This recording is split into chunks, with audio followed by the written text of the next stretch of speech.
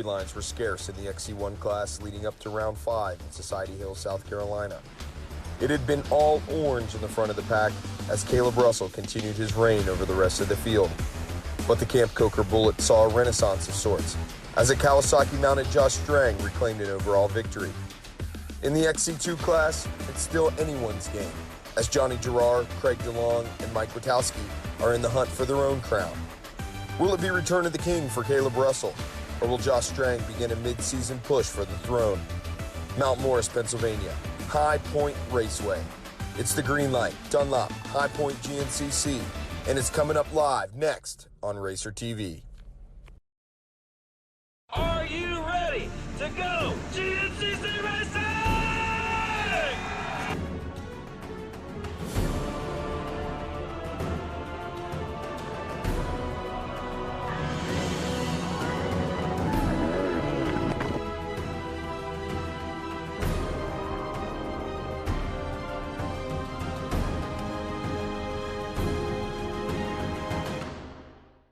Hello and welcome to round number 6 of America's premier off-road racing championship, the 2020 GNCC Series, presented by Specialized, an AMA National Championship. I'm Rodney Tomlin, along today with my good friend Megawatt Matt Watson, and also looking forward to Johnny Gallagher joining us in the booth a little later today, as well as many other great folks, and rightfully so. It's kind of a homecoming as we make our way down here to High Point Raceway. It's been some time since we've been here. Now, we have been here technically, I guess you could say, in the recent years, but we haven't spent as much time on the High Point property as what we will be here today. With things being a little bit different this year, the series and schedule being altered, some things had to be done to make things work out and be able to come basically to this same area twice this season, and this is what we've got worked out. Of course, we'll talk with Jared Bolton a little bit later on in this one of our junior trail bosses and course designers, talk about the trail and the differences we're going to see here today as far as the High Point GNCC is concerned. But as far as the racing is concerned, it's up in the air as we look at that one as well. As Caleb Russell coming into this one with a near perfect record. It looked like he was maybe going to go for the strike there on the final lap and maybe get around Josh Strang there at our last race at Camp Coker, but somehow or another Josh Strang was able to not only hang with Caleb Russell all day, he bested him nearly all day long. In a late race push, Caleb Russell going down, getting tangled up in a fence, kind of maybe shook himself up a little bit. The last couple of weeks have been a little bit quiet. No one really knows what the physical condition of the defending GNCC champion is at this particular point. So, will he be here 100% today and on his A game, or will he be maybe having a few chinks in the armor that these riders are going to be trying to take jabs at? I can tell you one thing, with Josh Strang's record so far this season, not finishing off the podium any whatsoever, you know he's going to be hungry for another win here today. And if he gets in position, he's going to be tough to shake once again for Caleb Russell, especially after the mishap for Russell there a couple of weeks ago. Jordan Ashburn, teammate to Josh Strang, currently 3rd place in points, is another rider that folks are going to be keeping an eye on today, looking for not only podium position finishes for him, but also looking for another strong finish out of him. We see good strong starts out of Ashburn. He's kind of faded a little bit, but coming back on toward the end of the race. And I know that he is in search of looking for a solid podium position finish here today as well. Now, a lot of questionables out there as well with the I got to say, a lot of injuries this year, so you really don't know. Josh Toth coming back on this one. He had a fairly decent race last time. I think he had some issues, but that's something that may be completely behind him now. And if that's the case, he's certainly going to be one to be watching out for. And Grant Baylor is another rider that I think folks should be watching out for. We saw a good, solid ride out of him. I think he was a little bit frustrated after the Camp Coker round, but that Camp Coker round was one that took a lot out of the riders, and I don't know if they were necessarily ready for the conditions with the moist soils coming into that one, that rough conditions that racetrack presented to those riders. It licked nearly every one of them by races in, and of course I know that riders are really looking forward to getting back up north into Pennsylvania. The big question today is going to be the heat for a lot of these riders, and not only for our XC1 class, but also for our XC2 Pro class. Seeing some great runs out of that one. Craig DeLong not only finishing strong in class, but has also been a contender for top overall. So he's got Mike Wachowski back there that's going to be challenging him. So we'll be keeping an eye out for him and many others in that XC2 class that I think is going to be a whole lot of fun to watch. And we can't count out that 250A class. Has been presenting some pretty exciting situations with Brody Johnson from the Phoenix Racing Honda team. He's gotten top amateur, I believe, every round so far this season, and he is currently running in top 15 or so overall whenever you look at the position late in the race. If you look at points, he is currently looking at 19th overall as a 250A rider. Is this a rider that we're going to have to start looking out for top 10s for this season? Hey, you never know, especially the way this season has gone. 2020, it's anybody's guess. And speaking of guesses, one thing that we're not going to have to guess about is what this track is like. Let's check in with Jared Bolton right now to find out exactly what things are like out there and what this High Point GNCC has to offer. Thanks, guys. It's been 18 years since we had a GNCC that we called High Point. And yeah, this year, it's a little bit different. We're on the Matthews Farm property where we usually host the Mason-Dixon GNCC. But just because we're over here doesn't mean it feels the same as Mason-Dixon. This has a totally different feel. The vibe's different. The facility looks different. It's very green, really good stuff over here. The Matthews Farm property tends to be a little bit tighter in places, opens up in a few areas, and then you get over to the High Point property, it's a little bit faster and gets a little tighter in some areas, but we threw in some technical stuff over there as well. This gives something for everybody out there, and I know what you're thinking. He says that every weekend, but that's really the truth here at High Point. It's a great event. It's going to be a beautiful weekend. The sun's shining. We want to keep that up. Weather's great. Back to you guys. Thanks a lot, Jared, and getting ready to head down to the start here in just a few moments. A lot of folks still wondering, will anybody be able to stop Caleb Russell?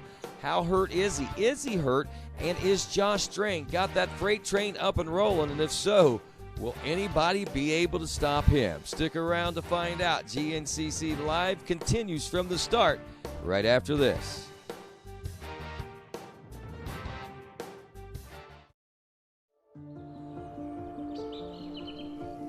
When you crave the canyon passes, rocky trails, rutted tracks, the podiums and personal records, it becomes part of you. The choice now is, do you become a wanderer or the wanderer? You just need to ride where you belong.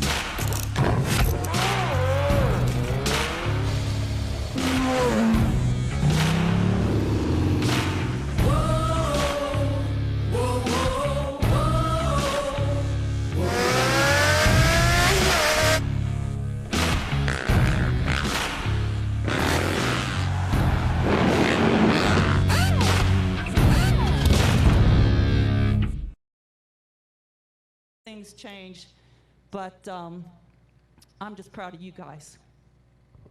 Thanks, Carrie Jo. Hey, on behalf of GNCC Racing Nation, I want to present Lois Olean with this week's Moto Hero Award.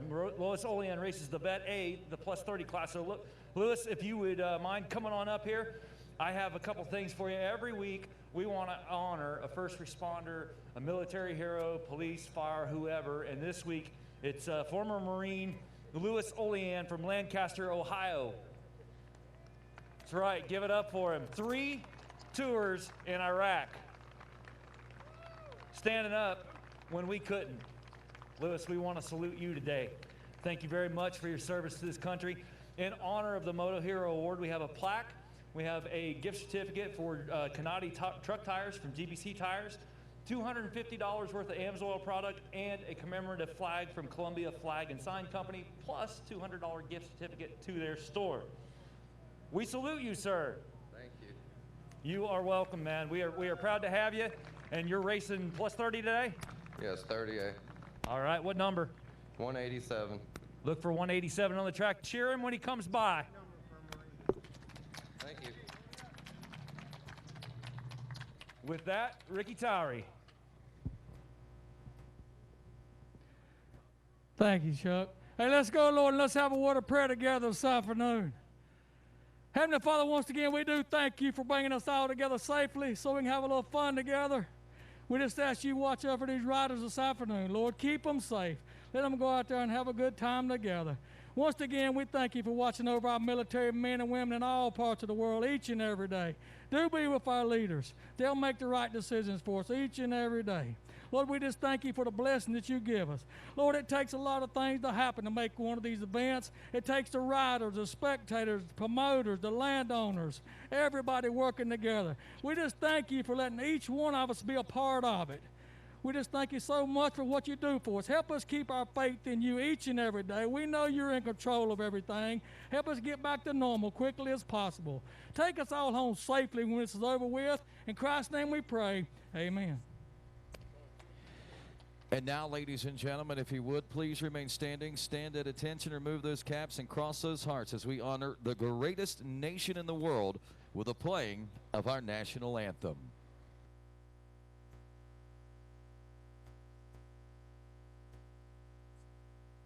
Oh, say, can you see by the dawn's early light what so proudly we hailed at the twilight's last gleaming, whose broad stripes and bright stars through the perilous fight o'er the ramparts we watched were so gallantly streaming, and the rockets' red glare, the bombs bursting in air, gave proof through the night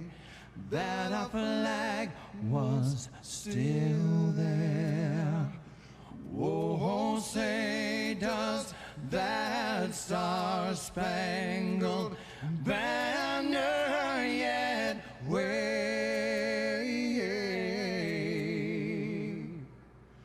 o'er the land of the free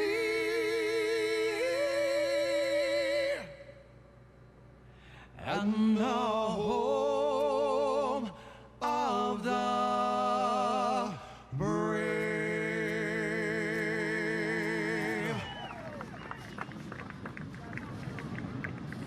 Well, there you have it, folks. The stage is set, and GNCC Racing coming to a climax here at this Dunlop Tires High Point GNCC, round number 6 of America's premier off-road racing championship, as we welcome those of you along the line and across the globe at RacerTV.com for this GNCC live broadcast. And as we welcome you, we welcome as well our starting lineup for this Dunlop Tires High Point GNCC, rolling to the line in accordance to points after 5 rounds of racing. Rolling to the line first, aboard the number 1 from Boonville, North Carolina, on an FMF KTM Factory Racing KTM, Caleb Russell.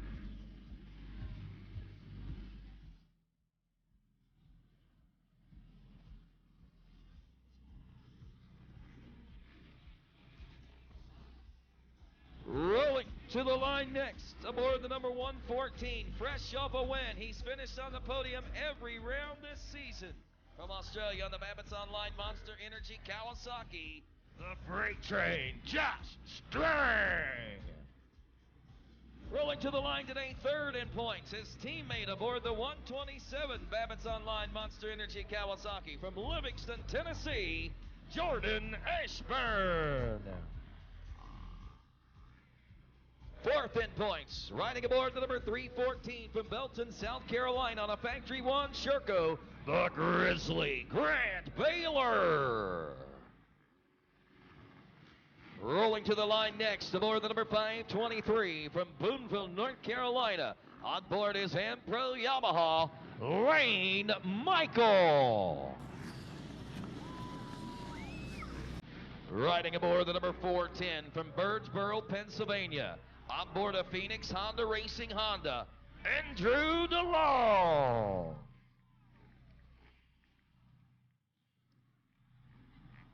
Riding aboard the number 206 from Winstead, Connecticut on FMF Factory Racing KTM, Josh Toe. To the line next and currently ranked 10th in points aboard the number 998.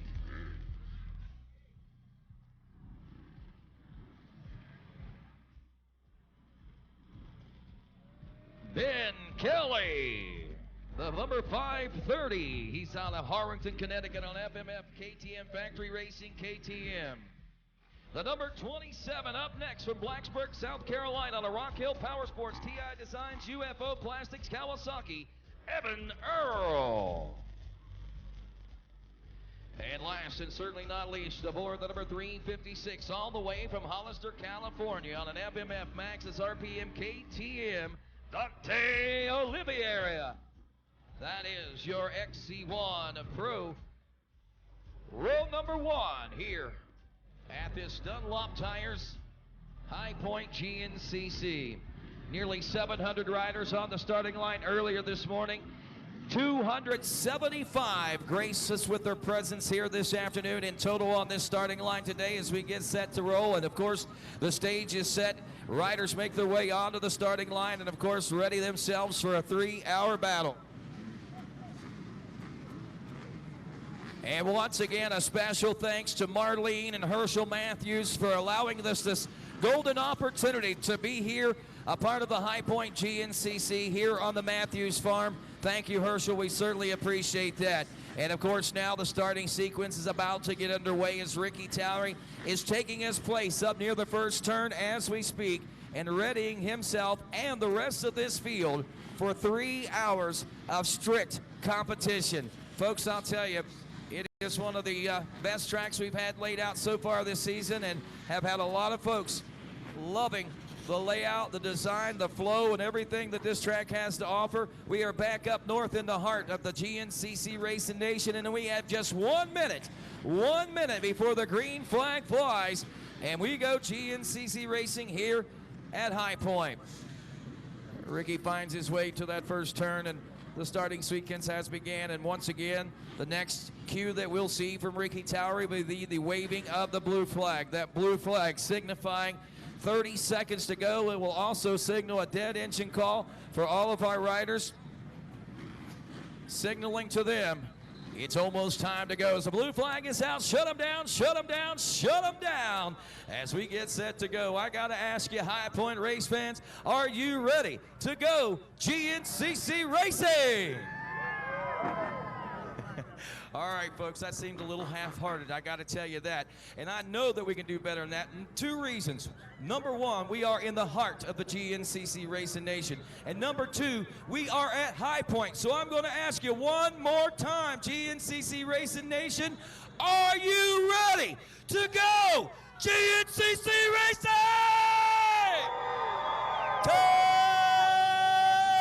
10 seconds. And row number 1, the XC1 Pro, will be off and rolling at the Dunlop High Point GNCC.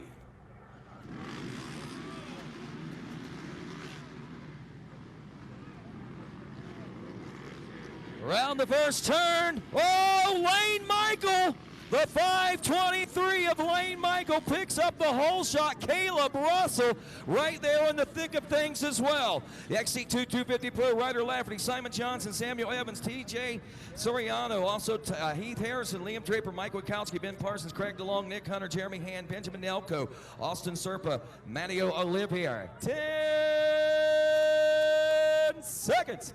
Zane Roberts, Preston Campbell, Ryder LeBlanc, Thorne Devlin, Tanner Myers, Jonathan Garor, Jonathan Johnson, and Cody Barnes.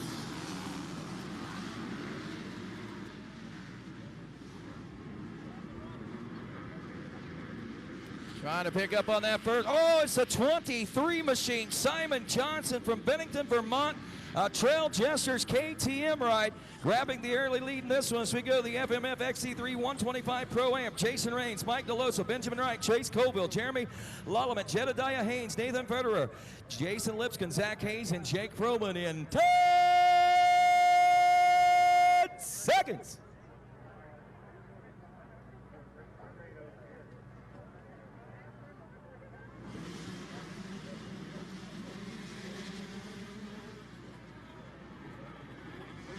Around the first turn, getting it all sorted out. It's the 318 of Chase Colville on a Beta from West Sunbury on a Beta Factory Racing Kenda Tires back machine. Open A coming up next. We got Cope Packard, also Brady Myers, Tyler Braniff, Alex Luger, Chase Hayes, Nathan Rector, Dylan Dela Cruz, Will Simon Piper, Zachary Huron, David Jeweler, Steve Eastbrook, Adam Raska. Less than 10 seconds to go for Brian DeSalt, Justin Leonard, Dylan Gore, Michael Mazur, Robert Early, Peyton Harden, and Ryan Quinn. Nathan Rector, a great jump off the line. And, oh! It's going to be the 62 of Chase Hayes from Sumter, South Carolina on a Coppersmith Carolina KTM backed by HPD Graphics. As we're ready to roll next, this 258 class, Johnny Monera, Tristan Landrum, Trevor Getz, Zachary Davidson, Austin Zink, Nathaniel Tasha, Brody Johnson, Matthew Davis, Gavin Simon. 10 seconds. Bolton Biroth, Dan Lewis, Brendan Poley, Michael McLean, Gabe Gutierrez, Jason Smalley, Nicholas Papa, Ryan Francis, Josh Farrow, Gregory Carr, Cole Robbins, Jordan White, Jonathan McDougall, Dakota DeVore, Andrew Gross, Keith Ginley, Neil Inman, Jack Vonderwerth, and Dominic Franchini.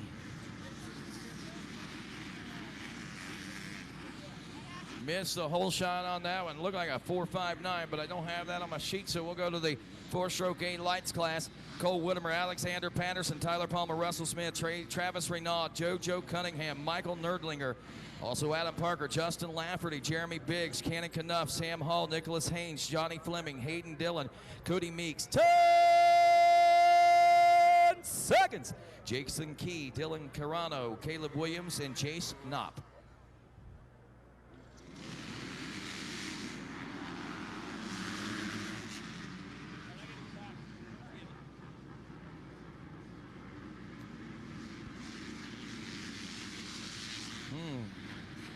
Might have been Cole Whitmer. No, Cole's on a Husqvarna. That was a Kawasaki. How about Jeremy Biggs?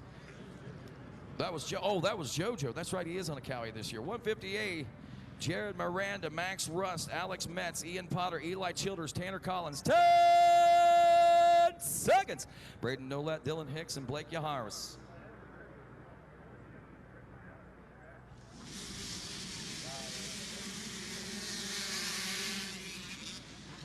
Max Rust from Iron Station, North Carolina, getting a great jump in this 158 class. Oh, coming up a little short on the whole shot, though.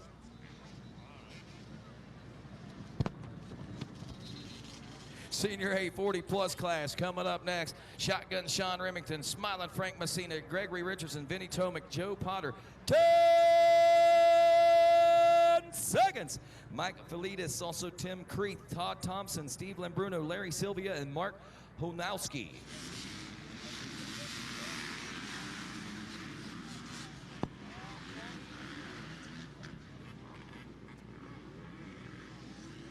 All right.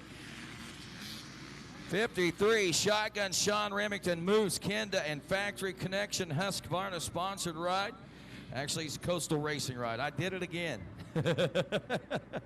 Junior AB 25-plus class coming up next. 10 seconds. Sam Forrester, Matt Bruffy, Neil Mellinger, also Grant Marriott, Damon Rummel, Aaron Miller, Sean Knight, Carl Dollarhide, Austin Franklin, David Muchisco, Taylor Myers, Jeremy Wallstrom, Bailey Parker, Jesse Kildo, Cody Jeffers, Andrew Boggs, Zachary Ferentz.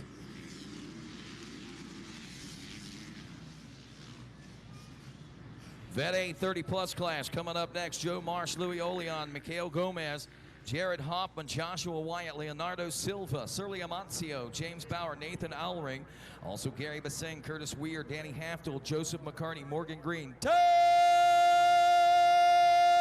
seconds. Curtis Willis, Robbie Norwood, Matt Modick, Sammy Doris, Silvano De Ferra, and Bill Zavendi.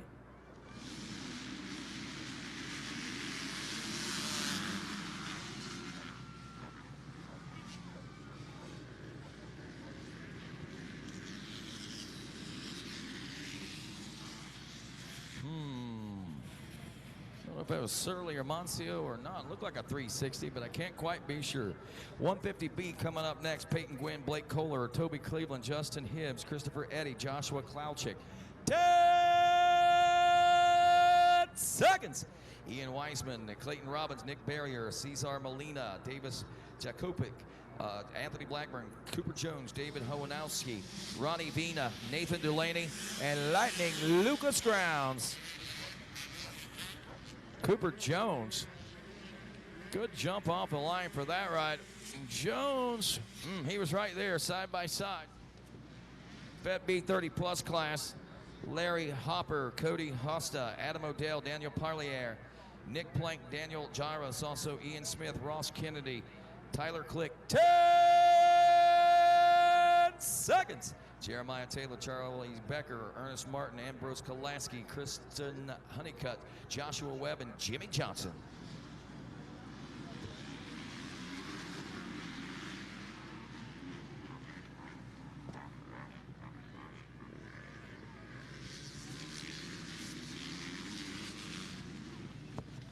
Open B class coming up next.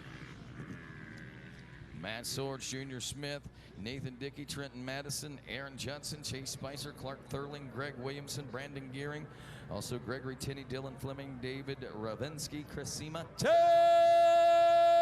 seconds. Dawson Case Nixon, Corey Pierce, Tyler Patterson, Steve Gold, Jake Demarius, also Jacob Maynard, Isaac Cole, Colton Hawk, and Jamison Hardy.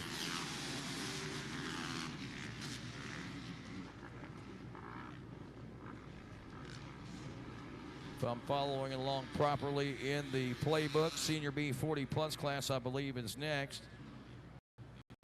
We got Gene Swidwood, Leon Whitaker, Brent Belsel, Todd Lucas, Brent Maynard, Jeff Hively, Shannon Hatfield, and Mike Horwat, all ready to roll next.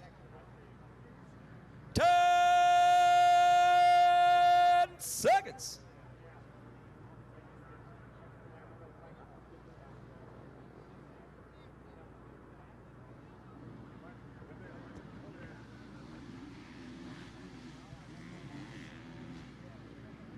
Catching this first turn action now.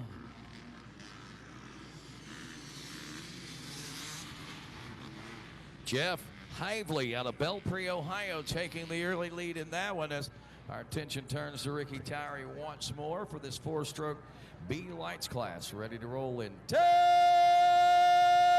seconds. Jesse Groves, Austin Hovatter, Kenneth Held, Trevor Golden, Miles Gefkin, Matthew Dreyer, Blaiston Moore, John Fee, Colin Gearing, Aram Moffitt, Drew Calloway, Colby Dunham, Corey Schaefer, Hayden Schultz, Cody Reese, and TJ Fine.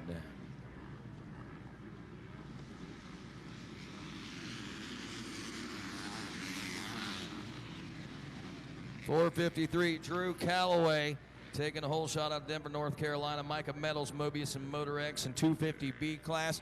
Coming up next, our attention turns to Ricky. He says 10 seconds. Warren Friend, Bradley Bakowski, Buggy Funk, Tyler Thomas, Joshua Connor, Ryan Richards, Wyatt Schumann, James Larson, Brandon Langley, Cordell Clark, Ty Hughes, David Hand, Lucas Lasik, Braden Sylvester, Kyle Walsh, Cole Henderson, John McGee, Ryan Tucker, Carter Holzer, Ben Odell, Andrew Inman, Dylan Kompensky, Ezra Prine, Maurice Harmon. Couldn't quite make that out. It might have been 353 Ryan Richards. We also had Parker Todd, Cameron Madison, and Aaron Waldrop. Ethan Dingle also on that line as well. As we look down on the start line, it looks like everyone off and rolling. Some 275-plus riders off this starting line here this afternoon, heading into 3 hours of intensity here in the GNCC. And, of course, with that, we'll be back in just a few moments. Stick around, as we've got a lot of things to look forward to today. Great racing action. The big question is, can Josh Strang repeat? Will someone else step up? Or will Caleb Russell come a-gunning? Stick around. GNCC Live continues after this.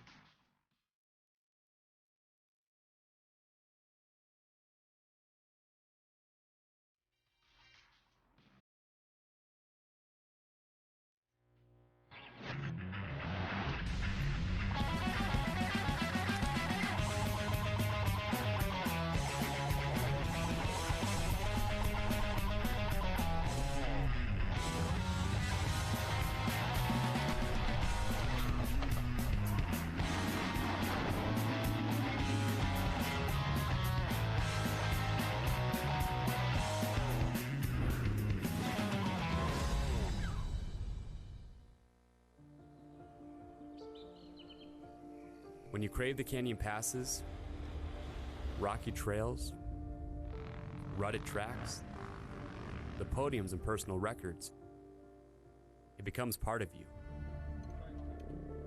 The choice now is, do you become a wanderer or the wanderer? You just need to ride where you belong.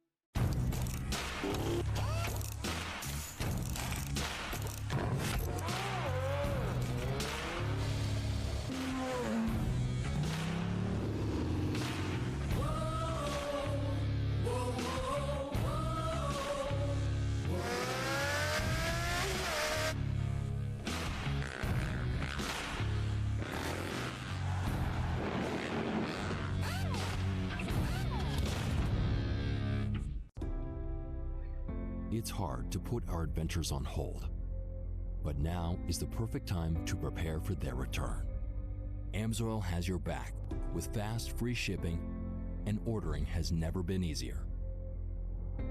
Just look up your vehicle, select your product, add an oil change to your cart, and check out.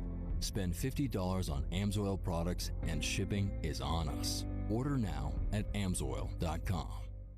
Born of family values and a homegrown work ethic, Cometic Gaskets seals your machine so you can focus on the finish line. Cometic Gaskets are the competitive standard for racers who demand the very best. Cometic Gaskets are constructed from superior materials designed to perform in the most demanding environment, whether it's championships on the line or a day in the dirt with friends. Professionals and enthusiasts depend on Cometic. Cometic Gaskets, sealing championships since 1989. The Yamaha GNCC University returns, calling all ATV and motorcycle off-road racers. Are you looking to hone your riding and racing skills? Want to learn hands-on with the best of the best past and current GNCC racers and champions? Then sign up for the 2020 Yamaha GNCC University, returning to Snowshoe Mountain Resort September 23rd through the 25th. We're bringing together Yamaha's ATV and motorcycle racing elites to instruct in-depth courses on fundamentals of racing and riding. During the Yamaha GNCC University, students will participate in lectures about sportsmanship, training, proper nutrition, and mental preparation, along with hands-on skills and drills designed to improve your riding and confidence in a variety of terrain and situations. Reservations are on a first-come, first-served basis with limited openings, evenly split between the disciplines. For more details and to register, call Snowshoe Mountain Resort at 877-441-4386. We look forward to seeing you at the top of Snowshoe Mountain, then on top of the podium. Even when you're the best, you never stop striving to be better. With over 40 years of experience in motorcycle sales and service, we know racing. Our inventory of Yamaha motorcycles, sport bikes, dirt bikes, ATVs, and side-by-sides is extensive and constantly changing. Stop by LoJack Cycle Sales today in Tarentum, Pennsylvania, and visit our online inventory at www.lojacks.com. Yamaha YZs. It's why we ride. We are American motorcyclists. We are members of the American Motorcyclist Association. Racers, fans, and crew. We come together for this sport we love, to race together, to grow together. We start young and not so young. We race motorcycles and ATVs. We become friends, we become family. We compete for weekend bragging rights and national championships. We make memories on the toughest off-road courses in the country and on the best motocross tracks in the world. Some of us aspire to the speed and poise of road racing or the fierce competitiveness of American flat track. And we honor our greatest champions in the AMA Motorcycle Hall of Fame. Through it all, we cheer, we win, and we lose. We are racing. We are the AMA. Race with us. Be part of the greatest sport in the world. Be an American motorcyclist. Join us today at www.amajoin.com/join-now. Hi, my name is Andrea Lieb, the director of On Track School. How would you like to go to a school where we take into consideration how students learn best? Well, we do that. Because we find if we can build the curriculum around the things you are interested in, you're going to do a better job. The mission at On Track School is that educational success is possible while chasing your dreams. Not only will our staff help students to achieve success, they will cheer you on to the finish line. We encourage you to check out On Track School at ontrackschool.com, where we can help you chase your dreams and still get a quality education.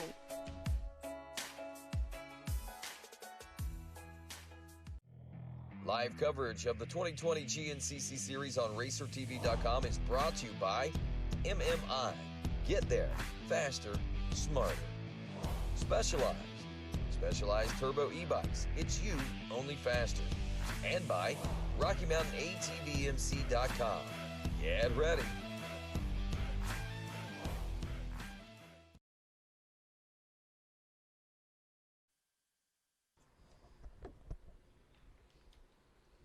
All right, here we are at the High Point GNCC, trying to get some standings up for you right now, trying to get the camera located for me, trying to get a little information to pass on to you guys. As we know, it was Caleb Russell taking the early lead, Lane Michael with the early hole shot, and then surrendering the lead right away.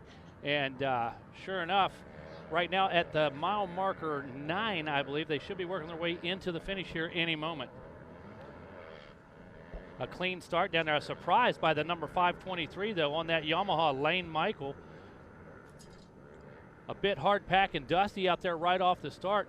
Slid that Yamaha right through that first turn, looking good. But within 2 turns, Caleb Russell able to put that number 1 KT back to the front of the pack. I want to tell you, I like it. I like what I like Yeah. what I'm seeing out of Lane Michael here in 2020.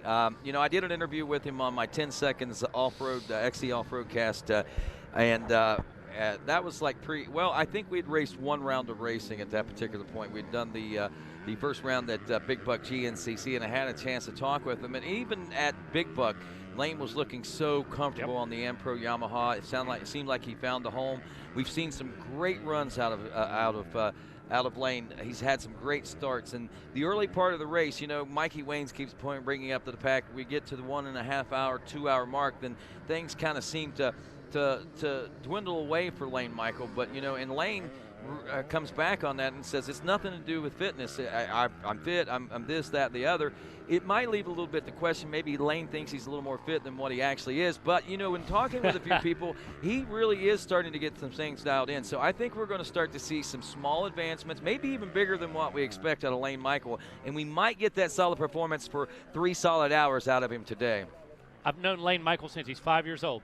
I know. All right. We've worked with him. I've known him forever. His dad told me last night that he feels as comfortable as he ever has. And I think that's a big thing with Lane, is being comfortable in all of his surroundings, not just with the bike, but with everything around him. And, some things affect people differently, but I got to tell you, I think he's physically fit. It seems like at some point during the race the wheels do come off of it for him, but I think there's many reasons for that. Right. It's hard at that level, and, I mean, not that he isn't used to racing at this level, but at the level that he has stepped up to, it makes it a little more difficult to ride at that level with mistake-free, so to speak. Exactly, Rodney. Thank you. That's exactly what I was trying to say. Caleb Russell on screen right now as we pick up our first rider, and, this brings the question to me, what is this going to be like? There's Lane Michael still holding on to the second-place position. Caleb coming up short, being beaten by Josh Strang at the last round of racing. You know that Josh is going to come in on a high note, but you also know that this guy right here is coming in with one thing on his mind, and that's total domination. Well, yeah, he feels like Walker Fowler did yesterday. Right. Okay, let me tell you something. Walker Fowler minced no words with you in the post-race interview. No. He's guaranteeing a win in Ohio, okay? when we make our way over there to the John Penton, he said he's going to frickin' win, is those his exact words. And the guy doesn't like it. 2 in a row, as a matter of fact, for Walker. Right? No, actually, that was only his first. That was his first loss of the season. Of the season, yeah. But he's come close. You're right. There was a couple times he got pushed against the wall a couple times. And it's obvious he doesn't like it. It's not a good feeling to him, and he's not used to it. And I got to tell you, guy's not used to. Caleb Russell's in the same boat right now. Okay. Exactly. He's standing to make a point today. Yes, exactly. I have to get the exact win record number for Caleb, but I think it's somewhere in the low 60, 64, 65, somewhere in that neighborhood. I think you're right. I think we're just above that. So Lane Michael checking in second, was about 5 seconds back. Jordan Ashburn, who's had some really strong starts himself this season, 17.5 seconds is what these front two runners have put between second and third place. And that goes to show you everything that everybody thinks about, everything that you hear about Lane Michael. Lane Michael, he's got the speed, he's fast, he can run with Caleb. I mean, this right here points it out. I mean, in the early part of this race, he's right there, and he and Caleb have started to stretch it out over the rest of the field, including Ashburn, Josh Toth, Ben Kelly, who's back for his first ride back with us, and welcoming the 530 back. I know both he and Josh coming into the season, broken, so to speak.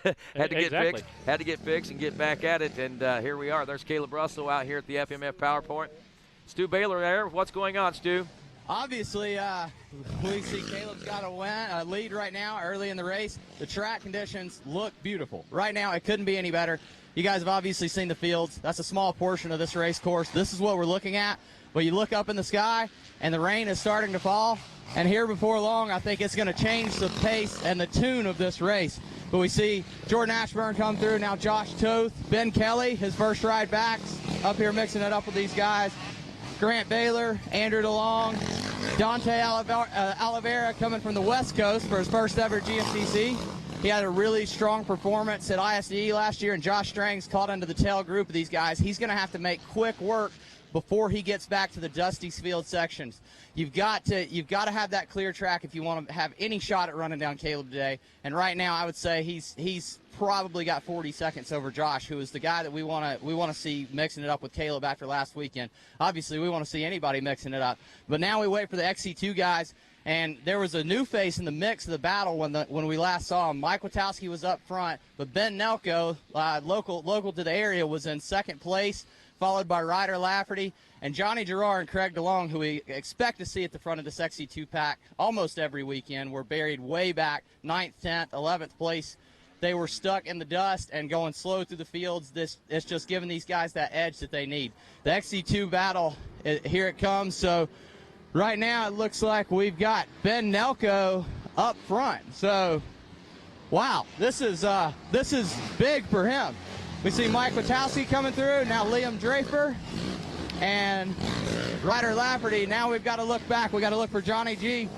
Here comes Johnny Gerard now and Craig DeLong. So these guys are still pretty close to that lead group, but you know that they've got to fight through this dust. And here soon, I think all the racing conditions are about to change. When the bottom drops out, I've got my raincoat ready. I'm waiting to see what happens, but it's going to be slick and sloppy out in these woods. Back to you guys.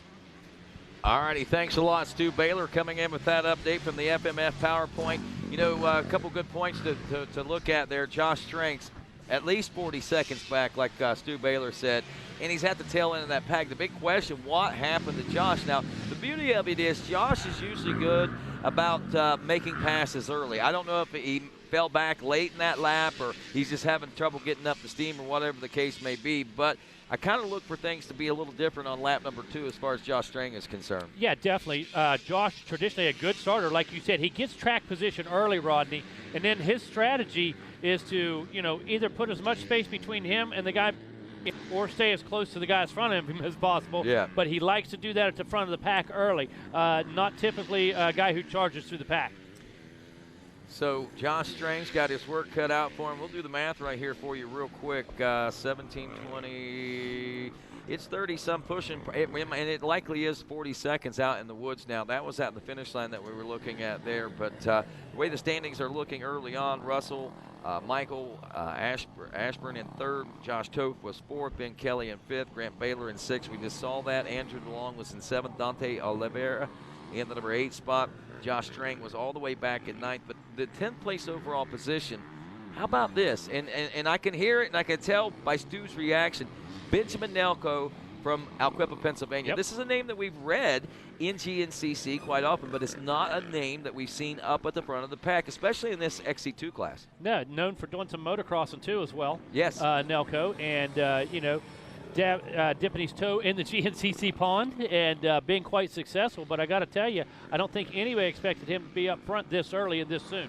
Well, that's typical of a motocrosser. Remember how the motocross, and depending on how he's been training, motocrossers like those early sprint speeds and things like that, and it's paying huge dividends for him right now. But he does have Craig DeLong still right there in the thick of things right behind him, and he better hope that he's on his A game and he's got 3 hours of that push left in him, because I know that Craig likely does. Yeah, Craig does for sure. And, Nelko's definitely in shape. And what I meant by being up front, not that he couldn't get a hole shot, not that motocrossers don't sprint, but in the conditions, in the lead pack, staying competitive and working up through into the XC1 riders, basically. I don't think anybody really expected that. Right, exactly. So Nelko right now turning a 21:52.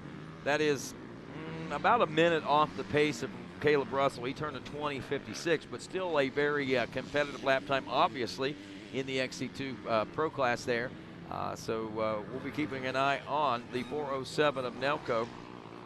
We got a Junior A guy that's burning up the racetrack right now, too. Just turned in a 21:47 from Sagamore, Massachusetts, Jeremy Wallstrom, a Junior A 25-plus class rider, Junior AB, I guess it is. And when you read where he's from, Sagamore, Massachusetts, we know those boys up in the New England area have got the speed when they come here to the GNCC. They come, coming from the Northeast and never getting the recognition that they like and they deserve. Coming into the GNCC, they're angst up, man. You know that they've got a lot of adrenaline flowing. They come here with a point to prove. And that might be exactly what Jeremy's doing today. You better respect any New England riders that come down here, because let me tell you what they do. They ride nasty stuff every day. Exactly. Now, we have nasty courses, we have nasty sections and this and that, but 100% of their practice track, I will promise you, is nasty. And race day seems easy to those guys. Now, sometimes they don't always carry as much speed as Caleb. Because of that, they're not used to riding that 5th gear as much as Caleb. But I'll tell you, when it's rocky, when it's ruddy, when it gets rooted out, okay, those are the guys to keep an eye on. They rip, no doubt about it. As we are watching here from our finish line camera, as we take a look at riders wrapping up lap number 1 in many classes. We see riders from the 4-stroke A lights class, the 250A class. And, of course, seeing the new names and things like that, well, Nelko and talking about new and different people in the GNCC Racing Nation, some of the new faces are usually the young guys, and maybe not even so new. They're just new to life. They're still young kids and everything, but new to life. But regardless, these kids out here in the GNCC Racing Nation are, I think, a cut above. Honestly, yeah. I really do believe that, and just to get to know some of them and to get to talk with some of them is is very invigorating. It's kind of inspiring to see what kind of positive influences these kids bring to the racetrack. And, you know, we started a new feature last race with Ryan Amancio. We call it the GNCC Fast Brats. Well, Ryan is at it again. He's back out in the pits one more time, and this is this week's Fast Brats with Ryan Amancio. Hi, my name is Ryan Amancio, and this is RacerTV Fast Brats. Today, we are at High Point, Mount Morris, Pennsylvania, and we are about to race today. And I'm going to be interviewing Grant Davis from YXC1, who won the overall last race. So we're going to see what he has to say about the race after. And let's see what place he finishes.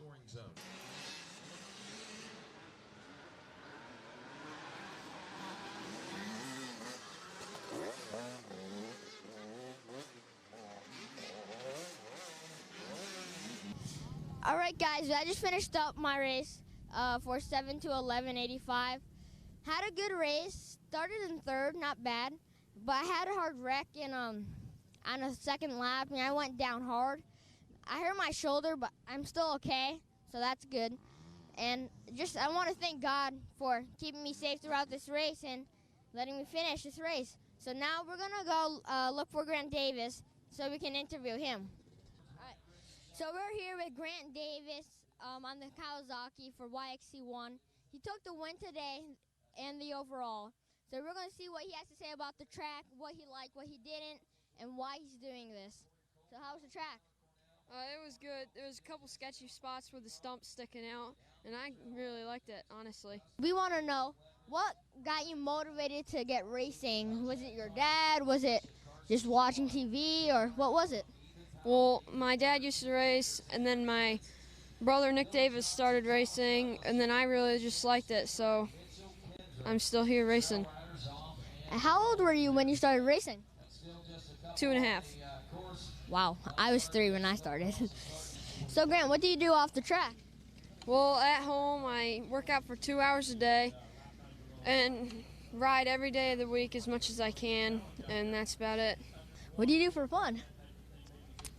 I have a pit bike, and I ride the pit bike and stuff around, ride my bicycle and everything like that. Cheeseburgers. Those are so good. I like them too. How much times are you allowed to eat hamburgers per month? Anytime I want. Well, do you have any pets? Yep, I have a chocolate lab, a potbelly pig, and a chicken. So do you have like a farm at your house where you guys keep the pig, or? We don't. My dad used to own a farm, and then we sold it because it was a lot of money, and now I just have the pig at my house. Does it live outside or inside? It comes in at night, and then it's outside pretty much all day. Wow. What's his name? Do you have a name for him? Whole Shot. So I'm Ryan Amancio, and we just finished interviewing Grant Davis. Thank you for watching part 2 of RacerTV Fast Brats. And I'll catch you guys next race. All righty, that's Ryan Amancio, and we got Stu Baylor down to Monster Mile. Yeah, so we just missed the whole XC1 group, but Caleb has opened up about a 20-plus second lead over Lane Michaels now, who has got about another 15 seconds back to Jordan Ashburn, and then the group of guys, Grant, let's see, Toth, Ben Kelly, all those guys, Andrew DeLong, they're all still right together. You can throw a blanket over that group, but the front two have definitely stretched things out, and now we're waiting for the XC2 class. I think it's going to be interesting to see if Ben Nelko can still hold on. I mean, obviously we're past that 40+2 mark or 30+2 mark, so the Moto kid might be getting tired. I'll be pumped to see if he's still up front. He's actually spent some time in the off-season staying at the house and training. I know he's got the fitness, but GNCC different lines, the lines changing, the weather constantly changing, and then the next thing is you're going to have the lappers play a huge role into this race. But right now we're waiting for the XC2 guys, and like I said, hopefully, I don't want to say I'm cheering for him, but I kind of am. I'd love to see Ben Nelko up front and showing the Moto guys with that transition over to off-road. And wow, it's Liam Draper checking in here at the 4-mile marker at the Monster Mile with Mike Witowski, Ryder Lafferty, and Johnny Gerard has found his way back into this group. We should see, here comes Craig DeLong, and Bill Nelko's dropped way back, but you can't count him out yet. Obviously, he knows how to lead a GNCC now. He did it for just about a lap. I think he learned a lot being in that position, and you learn a lot from these riders when you get up there. Back to you guys in the booth. All right, thanks a lot, Stu, and great update, another great update. And we got another great update coming in as we welcome to the booth Ricky Russell, the rough and rowdy. Buddy, welcome back to GNCC, man. Yeah, no, it's I guess it's kind of good to come back. I'm not healthy, obviously, or racing, but it's fun to be here and see all my friends and fans and just the whole team, really. Yeah, it's awesome. You know, I know a lot of people have been asking me the last couple of days, how's Ricky, how's Ricky? I said, well, I haven't talked to him in like 2 weeks. Last time I talked to him, he seemed to be doing pretty good, all things considered. So how are you doing, brother? Slowly but surely. It's been a long process, and it's I mean, I'm 4 weeks into it now, and I didn't see any progress until 3 weeks, so wow. I was struggling, and looks like we got a good battle going on. Wow, here. we do. Strang's finally getting back through the pack. I was bummed to see him so far back first lap.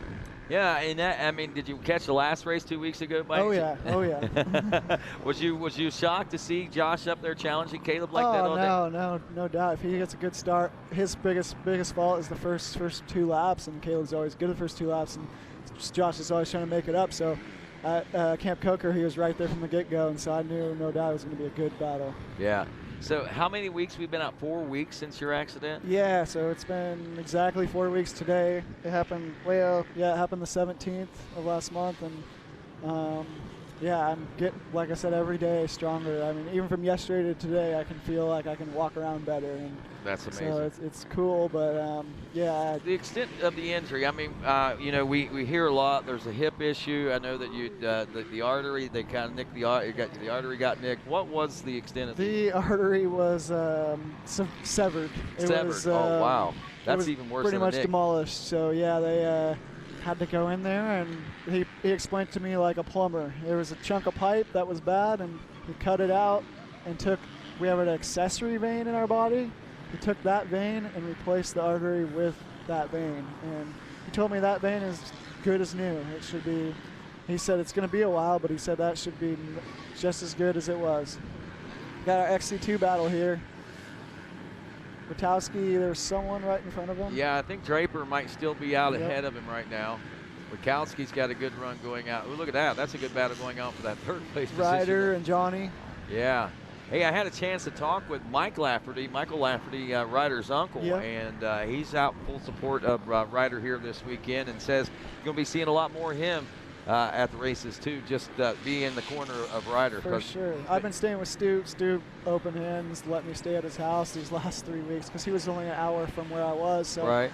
Luckily I had a friend like that to go stay at his house, and really my girlfriend flew in and took care of me on his couch for the last 4 weeks. So wow. Yeah, I've been staying with Ryder, and Ryder's staying with Stu, so it's cool seeing them work together, and Stu's really smart about a lot of things. He's been there, done it, so Ryder's taking advice, and he's doing really well, and you can tell it's working. He's went from maybe not even top 5 and roughly top 10 guy to now he's a podium contender win battling. Every week, yeah. I mean, awesome. It's getting to the point where we kind of expect it to happen, you know. I mean, it's not a matter of if it's going to happen or when it's going to happen for Ryder. It's now we just kind of expect that he should be there now. Yeah, exactly. And that's good for him because that's good, I think, for him because that means that we've got a lot of confidence and hopefully it doesn't put too much pressure on him. But obviously, he's doing it all himself. He's making everything work the way that he needs to make it work right now. Yeah, no doubt.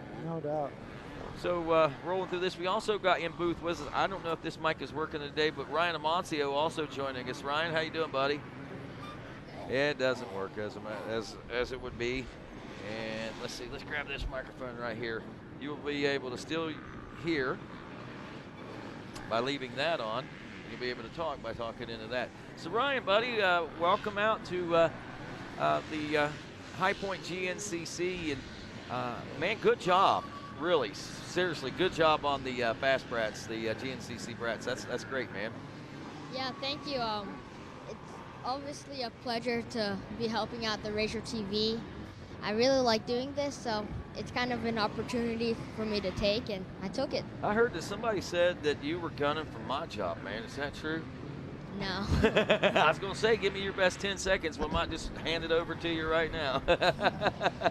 No, but Ryan, you do a great job. You have a great race. We got Caleb Russell on screen right now. Ricky, what are you noticing here, buddy? I mean, he's doing what he does. He likes to get out front early, get away, and just manage the race, and he's doing just that. I mean, he got Lane in second, who wasn't too far back, but I just feel like Caleb's going to slowly and steadily just get away, and I think right now, honestly, Strang's his biggest. There's Lane right there. He's about, what, 10 seconds back? He's not too far, so as long as he can just hold that pace. I know it's just tough to hold that pace, and like I said. And you know it as well as anybody, huh? Oh, yeah, So last tell race. me, what was different about that race? I mean, what was so much different? Because you latched on to Caleb that day, and you weren't letting go, dude. No, yeah, I mean, I was like 4th place off the beginning, and just slowly, just the rest of the pack, sorry. But looks like you got a good battle for 4th, 5th, and 6th right there. Yeah, still going on. Toth and Kelly, Baylor back there. Grant's he's not letting him get away, so you know Grant towards the end of the race is going to be strong. Yeah, so. if he can keep in this spot, yeah, for sure. Oh, he could be gunning for a podium. Yeah. But yeah, no, that day was just I felt good, and I slowly was able to move through the pack a little bit because I was like 4th at the beginning, and then Caleb had that little gap he gets right off the bat, and I could see him, and he wasn't like really getting away, and I was like, okay, and I kept pushing, and it was the gap was staying about the same, and coming to last lap, me and Strang kind of picked it up second to last lap, and I saw him right there, and I was like, I got right on him, and he was a little, you could tell he was dehydrated. It wasn't all him. It was just like, because he went into that race with no hydration pack, and it's 3 hours. You need something. And his drink handoffs, I guess, weren't working as well. Like, he had some issues with that too. And so yeah, when I got there, I was like, man, he's making mistakes I don't usually see Caleb make. And so I attacked early, and I got by actually. And well, it was good to be in that position to see him make that mistake, because maybe sometimes Caleb makes those mistakes, but he's so far ahead, nobody even sees it happen. No doubt. And then, yeah, when you're going to the last lap and you're feeling strong behind Caleb Russell and you're seeing mistakes, you're feeling confident. So I was confident, and I made a quick pass, and I got by, and then I got a little bit of an aggressive pass back in the field. Caleb he told me he's going to race me hard this last lap, and I understand that. So we hit pretty hard, and we both went off the track, and he got the spot back. So I was following him for a little bit, and I tried to make another pass on a different line that I think till this day, anyone else I would have been clear, but Caleb, he's just next level, and he picked it up through this choppy line that he was on, and the line I was on. They just came together, and last second we saw each other, and it was too late. It collided and just kind of pushed me off into a tree, and like I said, we were going probably 35 to 40 miles an hour, and it just cranked my bars 90 degrees right, and I went over the bars, and they just dug into my groin. So that's what got me. Wow. So, and I'm sure you remember every bit of it, too. Oh, yeah. It was a scary situation. A lot of blood. Yeah, I'm sure it was. Thank God that you're all right, man. And you've got a good support network over here. I mean, to have the friends that you have in GNCC Racing. I mean, they're your fiercest competitors on the track, but your best friends also. For sure. That's amazing. No, like I said, Stu, and it's my whole team, Amy and Denny and the owners. She was there at the hospital with me and supporting me. I had no one here, obviously, at the time, and she was there walking me through it, and it was just nice to have someone there I know helping me. So it was really cool, and see just so much support from the team. So no doubt. Yeah, and still just being here this day, getting that much support when I'm not even racing. It's cool. that means you got, like I said, a great support network. There's Caleb Russell. We're out near the 9-mile marker, a couple miles from the finish line.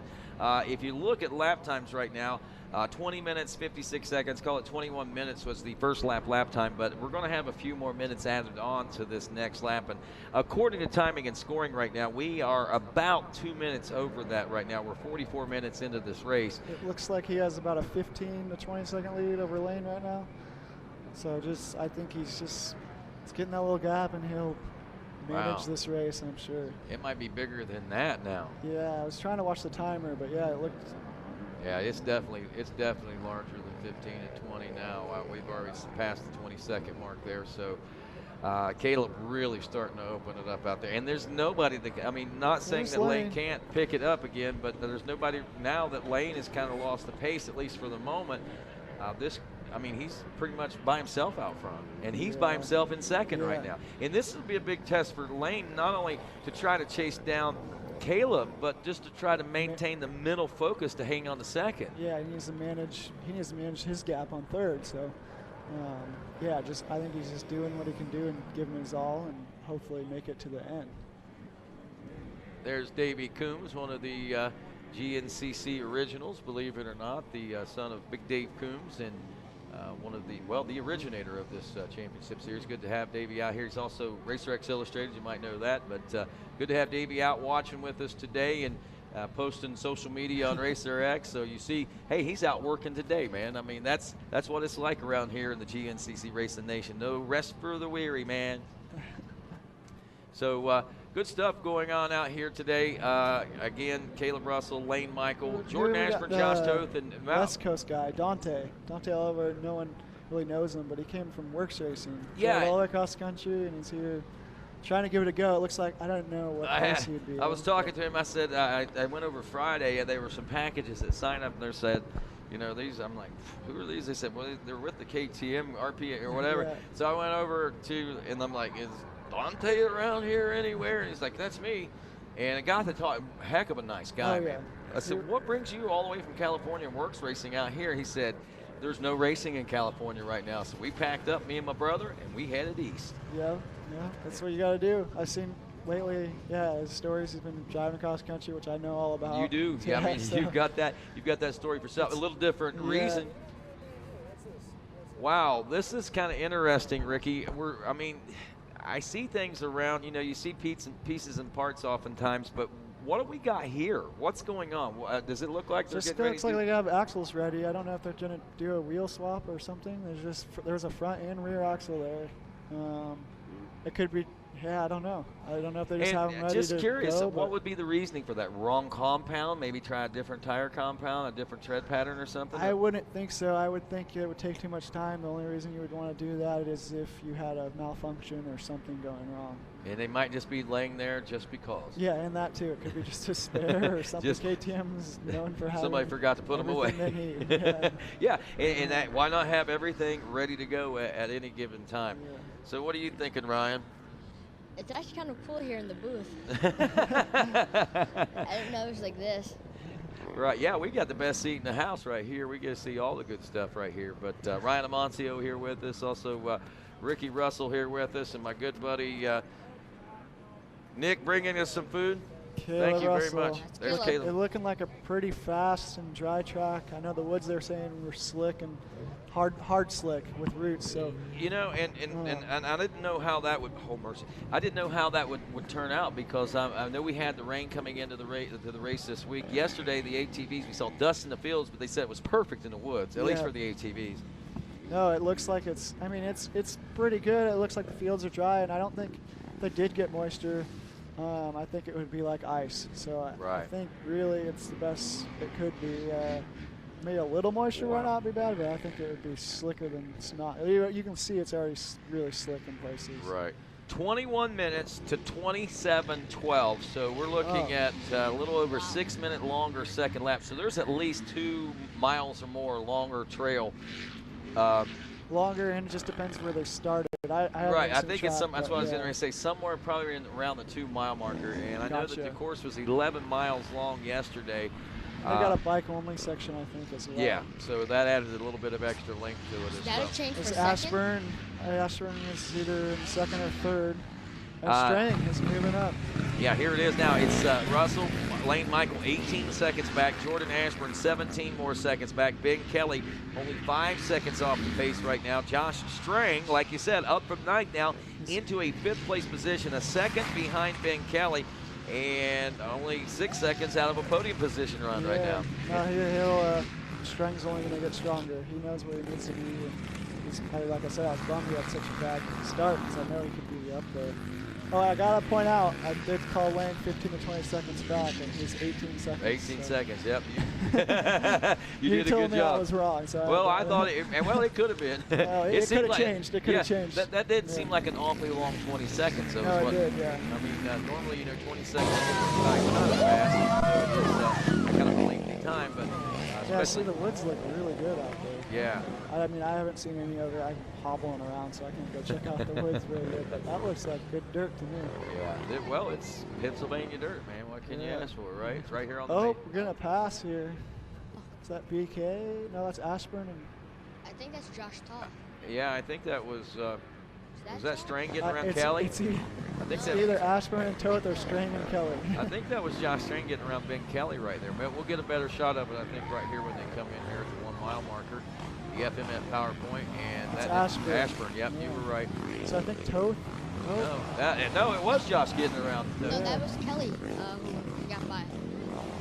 Yep, there's Kelly. Big Kelly, yeah, they you're all right. look so much alike, the Cali boys and the KTM boys. Yeah, you got it. So Ben Kelly got passed by Josh Strang right there. He is now 4th place behind Jordan Ashburn, and that's only about 5 seconds gap. You see him back there. There you see in the Factory One Circo of Grant Baylor, and Baylor's got Josh Toth. right on his rear wheels there. So something must have happened with Toth because he was in front of Ben Kelly. Yeah. Earlier, so. If he had a crash or he just to get off. Well, Stu had mentioned about the There's dust. Dante. He's not too far from that pack. So No, that's he's not. Pretty cool to see. And Still in front of the XC2 guys. And just to give the folks, you've raced works, you've got experience in racing works. It's a totally different kind of genre of racing, I think. Yeah, no, I don't do many of the works that are like actual works. I only did the Washington rounds, which are actually relate more to GNCC, and that's why maybe I excel at them. But I've done a few, and yeah, it's very fast. There's not many trees. There, has that been 332? 332. See if we can get that. I think that was an XC2 guy. It was green number plates, but I haven't even seen that come out. Might have been another class from a different series or an old bike, but because I don't see that number on my roster right now. So. Gotcha. But yeah, no, so the works racing, this is going to be totally different for Dante. This is probably, it's still fast. And there's Liam leading the XC2s. He's really going good right now. Boy, this is what Liam needs today, believe it or not. I mean, he needs to ride like this. He needs to ride up front for. He might have that hometown, like he's living in PA now. He's about 20 minutes from here, so he might have that little bit of juju going, like he's happy to be back here at home. Yeah, it is amazing how the fans in Pennsylvania will latch onto that. Hey, he races from a shop right here.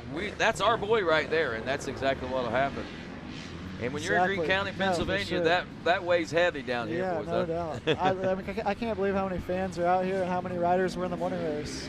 Well, there's a lot of crew members and a lot of family members they brought with them this week. And social distancing protocols and everything that everybody's been following, it's been amazing. And my hat's off to everybody because it's been a tough and trying time for us, but we've had some pretty good things. Right now, though, as we take a look at things, Caleb Russell continues to lead the XC1 Pro class. He's got still the number 127 of Jordan Ashburn back there. Actually, Lane Michael, then Jordan Ashburn in 3rd, and also now Josh Strang moving up to 4th. Ben Kelly rounds out the top 5. Will anybody be able to track down Caleb Russell? The lead continues to stretch. Stick around. GNCC will continue after this.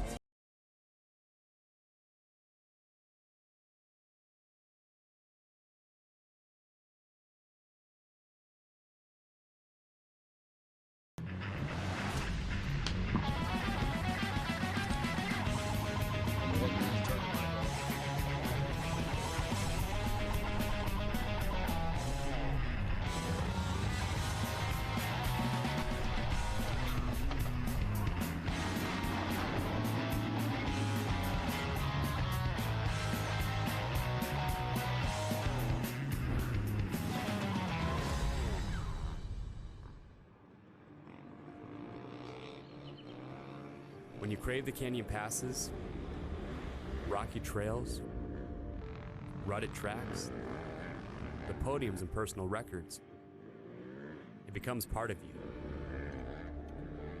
The choice now is,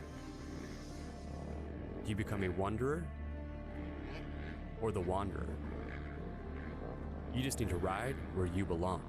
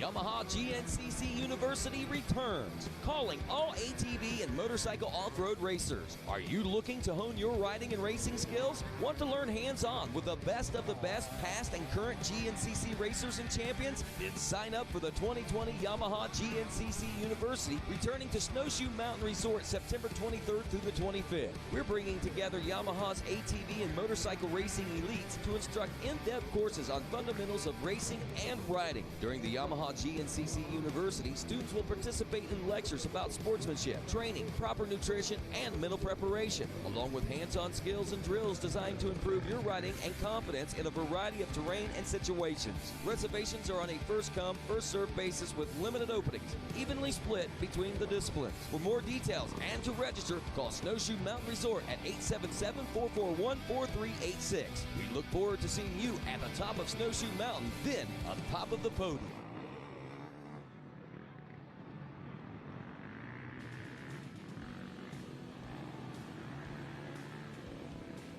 I am Tanner Tremaine. I work for Rockstar Husqvarna Factory Racing, and I am with Craig DeLong. Craig, as far as settings, I wouldn't say he's picky at all. He's particular, but picky's not a word that I would use for Craig. He's easy. I mean, every rider comes in and they always want to adjust their levers, adjust their bars, and you can have them exactly where they were, a week previously, but they're going to move them a little up and then a little back down to exactly where they were. But it's just a peace of mind. But no, he's pretty good. He runs a pretty base setup. He runs a seat bump on his seat just to hold him in the saddle a little bit better. Tire choice is one of those things that definitely varies week to week. This week we're kind of predicting a little bit more dry, hard pack. We'll see a little bit of rain potentially, but Dunlop makes an AT81, and the AT81 rear tire has been flawless. Hard pack, it's really good when it's a little loamy. So that's definitely our tire of choice for this week. But precautions that we carry into every race weekend is, going on rebuild days, we frame the bike completely, down to the bare frame. We pull every bolt, we inspect absolutely everything, clean everything, and just make sure that the bike is 100% ready for Craig or any rider to do what they can do and to the best of their ability every weekend. So I feel like that's kind of what we have up on maybe some other teams is we do spend a ton of time preparing everything. That way our end is dialed and Craig can go out there and do the best of his ability.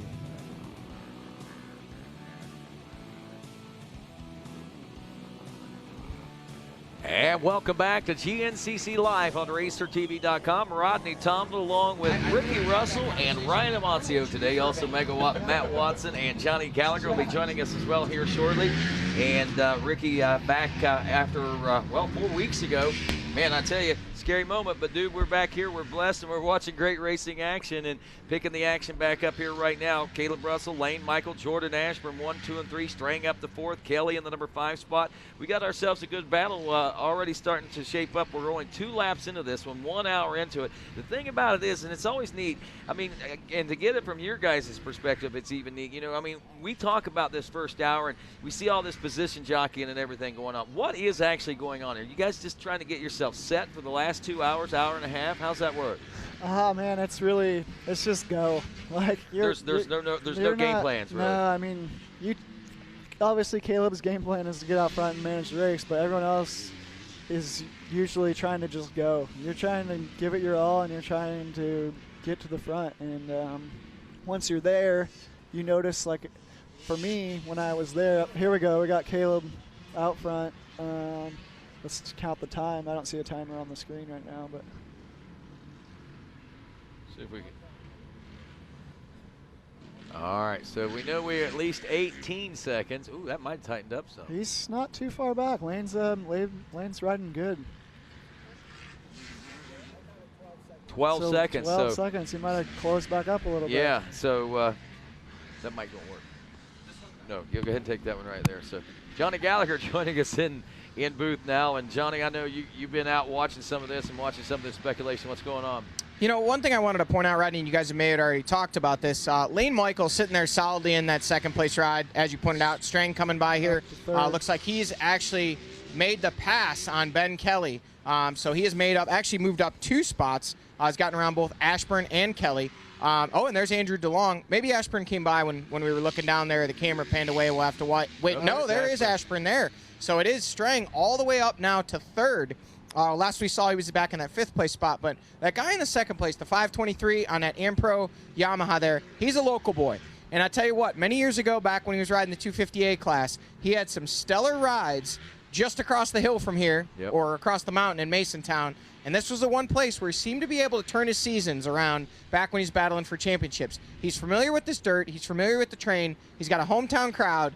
I tell you what, I think today might be the day that we see big things out of Lane Michael. That'll be good, and that's the thing that he needs. He needs that switch flipper to happen. I mean, we've already seen some good things and some big strides and some big moves on Lane Michael, but he just needs that one race. 5-mile marker, Caleb. Caleb Russell at the 5, still with what we believe is that 12-second lead. We saw Dante there coming, the West Coast guy coming out, Dante Oliveri. Holding his ground. Yeah, still right there and doing very well.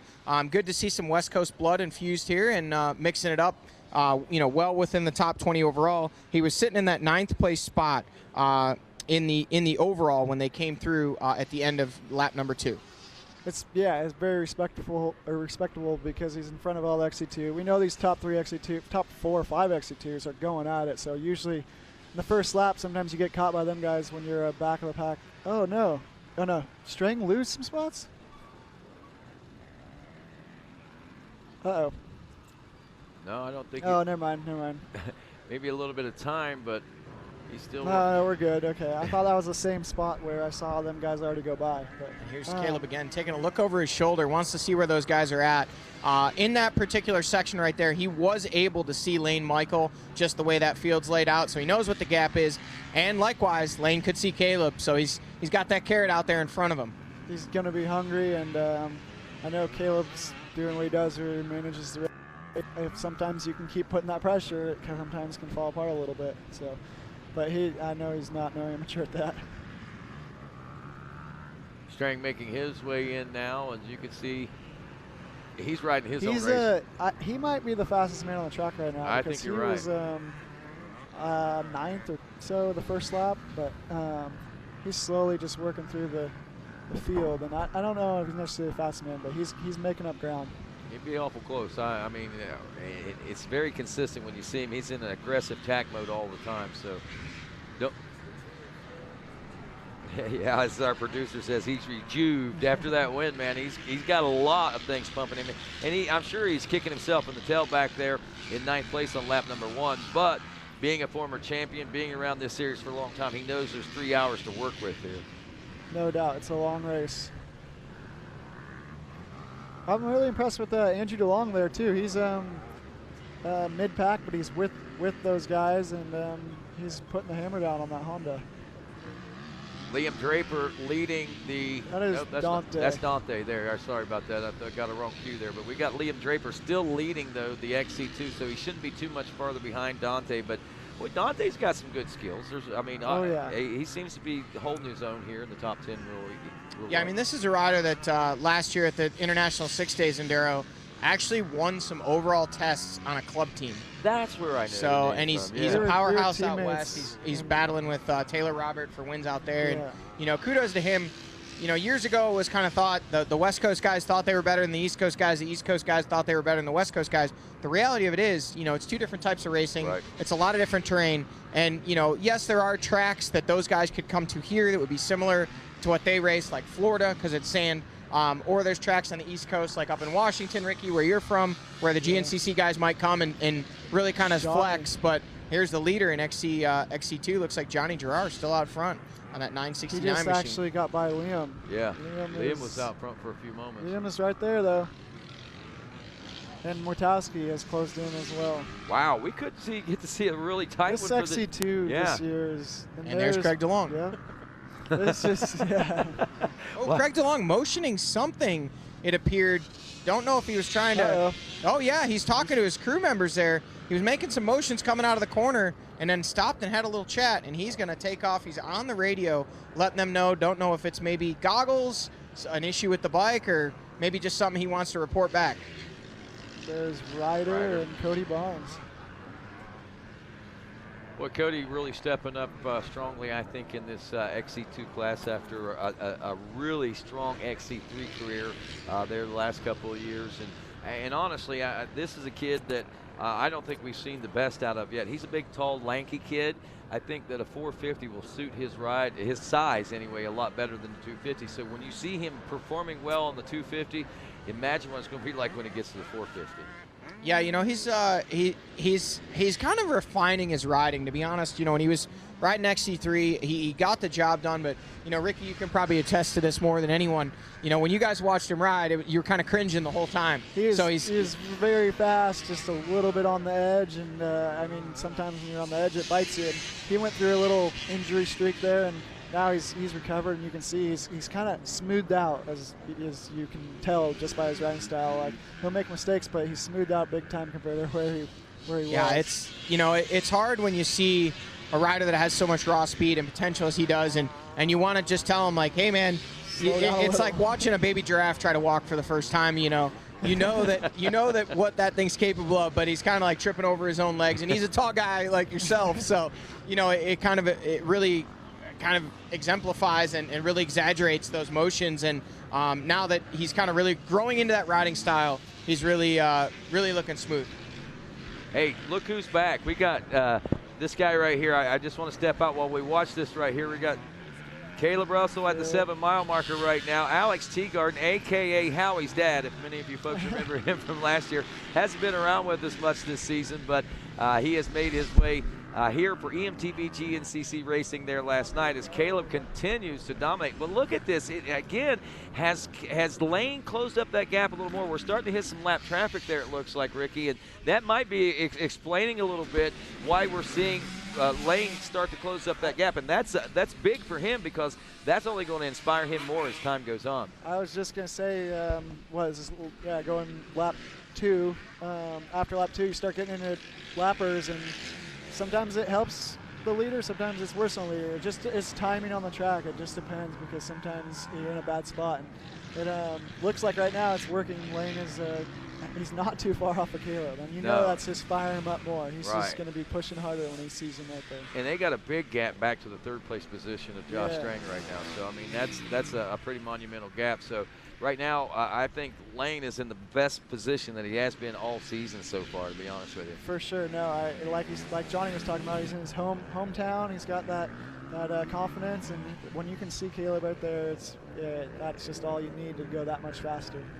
Well, Josh Strang has got all the incentive he needs right now. He's got riders trying to close in behind him as we welcome Alex Teagarden here. Alex, welcome back to GNCC, my friend. I know we haven't seen you in this XC2 class all season, and I've been scratching my head and wonder what's been going on. Where have you been, man? Yeah, it's really good to be back, man. It's awesome to be here at the races and seeing all my friends and all the people we've spent so much time around the last couple years. So, I haven't really been able to ride a dirt bike since the end of last year. I had a line of bad concussions, and I was dealing with a lot of lasting effects of that, and was I think we lost you. Yeah, I think go ahead and give him your headset there real quick. Okay, all right. Thank you, Ricky. Appreciate you being a part of the show today, man, and wish you well. If you want to stop back in, we'd love to have you back in. But talking with Alex Teagarden, Alex, you said you had some injuries and so forth that kind of has sidelined you a little bit, huh? Yeah, I had, man, I don't know how many concussions I had last year. It was kind of one after another, and they weren't healing. So when stuff stops healing, it's time to step away, and unfortunately All right, just got a update there. Sorry to jump in there on you, Alex. But, hey, no worries. But Craig DeLong, rear brake issue is what they're talking about right now. And I don't know if it's a pedal. There's, is that Lane? No. Yeah, no, that was Mike Wachowski. Has he gotten around? No, Craig's still back there in that number 4 spot, I think. So not a lot changed there. It doesn't seem like it's slowing him down much, man. No, it doesn't look like it. I was just out there, I think, at the 6, and I watched him come by, and he was still pushing really hard, so I don't think it's affecting him too much. Awesome. So we still see that we know what's going on there. There's Ryder. Is that Ryder going through there, I think? No, I thought that was a 29. Never mind. But anyway, back to what you were talking about. And I want people to know this because we talked about this a little bit last night. But something that I think parents, kids, racers need to know, this is something that's pretty serious, what took place with you, huh? Yeah, absolutely. I think with a lot of injuries, you get hurt, you have a broken bone, you have something that's broken, you see it, and you can't go on anymore because you just can't. But with those head injuries, you hit it and you think you're okay, and you go back out 2 weeks later and you hit it again, and that's when the real damage happens. So it's kind of this sleeper of a injury that'll linger around, and in the long run it can really, really affect you and infect you your whole life. So it's definitely something serious, and it's tough. I was talking to a racer yesterday, one of the pro guys, who he said, "Hey man, is this what you were going through? Is this the symptoms that stick around?" And it was word for word exactly everything I was struggling with, and it was a big question for him. So it's crazy. It's something that we need. I mean, inherently you're going to go down. I think this is part of motorsports, and thankfully we've got all the protective gear we do. But sometimes, head injuries do happen. You bang your head. Oh, what we got here? There's Caleb Russell checking in again. Now, this is at the 9-mile marker. He's trying to get through that lap traffic as fast as he can right now. I think he realizes that Lane was closing up that gap, so Caleb looked a little more aggressive through there.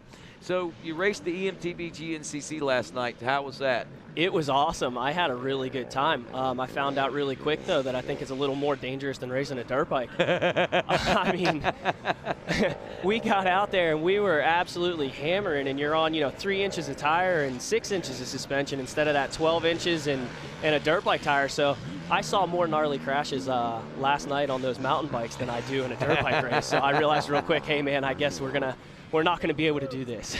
Josh Strang going through, still in the number 3 spot. We saw the 523 of Lane Michael going by there just a few moments ago, and I think we're down in the Rockstar Husky pits now. As you can see, the tools are ready for Craig DeLong's arrival and the, I guess the repair of the rear brake there. This is going to be poetry in motion, man. Love to watch these kind of stops like this for these guys out here. It's always a lot of fun. See the mechanics at work. They're doing what they get paid to do. Absolutely. Those high-level mechanics at the Husky 10, I have no doubt they're going to get him in, get it fixed, and get him out quickly. I don't think he's even going to lose too much time. I think he'll be all right. See, that was DeLong going by there, and who else was that just ahead of him? Who was that? All right, so we got all that going on, and still here at the 9-mile marker, which if you're down near the finish line, 2 minutes is when our leaders are due in for lap number 3 complete, and that will put us at 1 hour and 15 minutes into this race at that particular point. And you start calculating laps and things, 27. I don't know if this is going to be a 6 or maybe a 7-lap race. I mean, I think that's going to hinge on that. I know Stu Baylor had calculated and estimated a 5-lap race before the race even started, but that was hinging on if the rain started to fall. So far, it hasn't started to fall, so who knows how far this one's going to go or lap-wise. But I can tell you how long it's going to go. It's going to go right around 3 hours, and at the end of that 3 hours, we're going to know who's going to be coming out on top of that. So, Alex, back to the head injury thing. What is the plan for you? What does the future hold for you? Are you going to be back to racing motorcycles? Are you going to stick with the EMTB stuff, or? Well, I'm definitely not going to do the EMTB. I think it's a little too much of a risk, maybe just because of my skill on the mountain bike isn't good enough to go those speeds, you know, and be safe. And then as far as the dirt bike things, man, there's nothing I would love more in the world than to get back on a dirt bike and do what I love, be here at the races with all these people and do that. But unfortunately right now everything's kind of up in the air, and it's more of a, hey, man, do nothing and hope to heal. You go. It's take a really long leave of absence and see how things come around. So, I mean, right now I would say we won't have a comeback. That would be the smart decision. But, you know, maybe in due time things heal up and, you know, at least come back for fun. I don't know if I'll ever make it back to the pro line, but it's not out of the picture, but it's not really in the picture. Yeah, we've got a race. Still 12 seconds. Look how aggressive that we see Lane Michael coming in through there. Thank you, Ryan, for counting that down for us. And mercy sakes alive, Lane Michael, there's a new rider out there on that 523 Ampro Yamaha right now. As Caleb Russell wraps up lap number 3. He does this one in 27 minutes and 15 seconds. We're going to get the true tell of the tape. It was 18 seconds last time they checked in at the end of lap number 2. We've calculated about 12 seconds.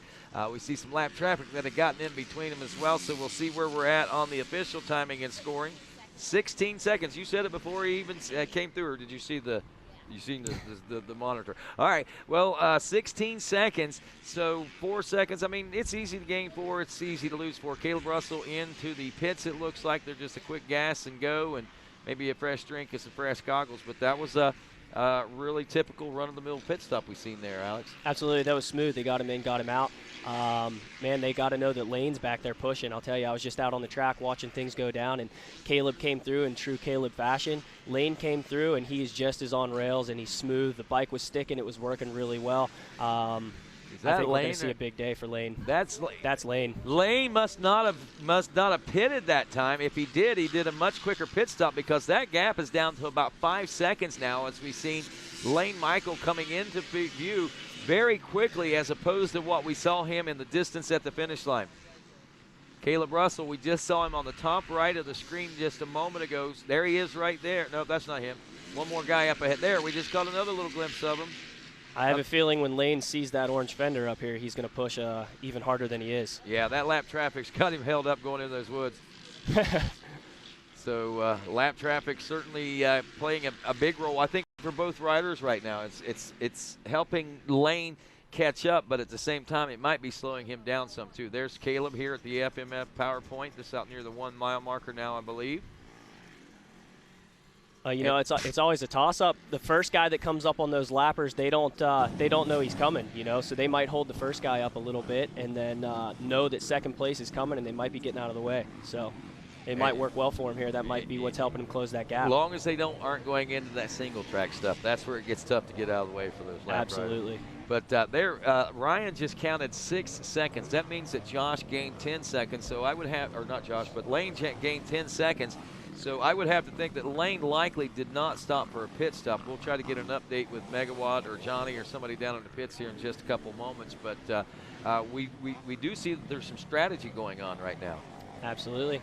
Maybe they want Lane to see him and stick on that fender and see what he's doing. You know, that could be beneficial for him to see exactly what Caleb's doing, see exactly what lines he's using. It's no doubt that Caleb's line choice is impeccable. I mean, it's awesome. So this could help him a lot being up there to see him.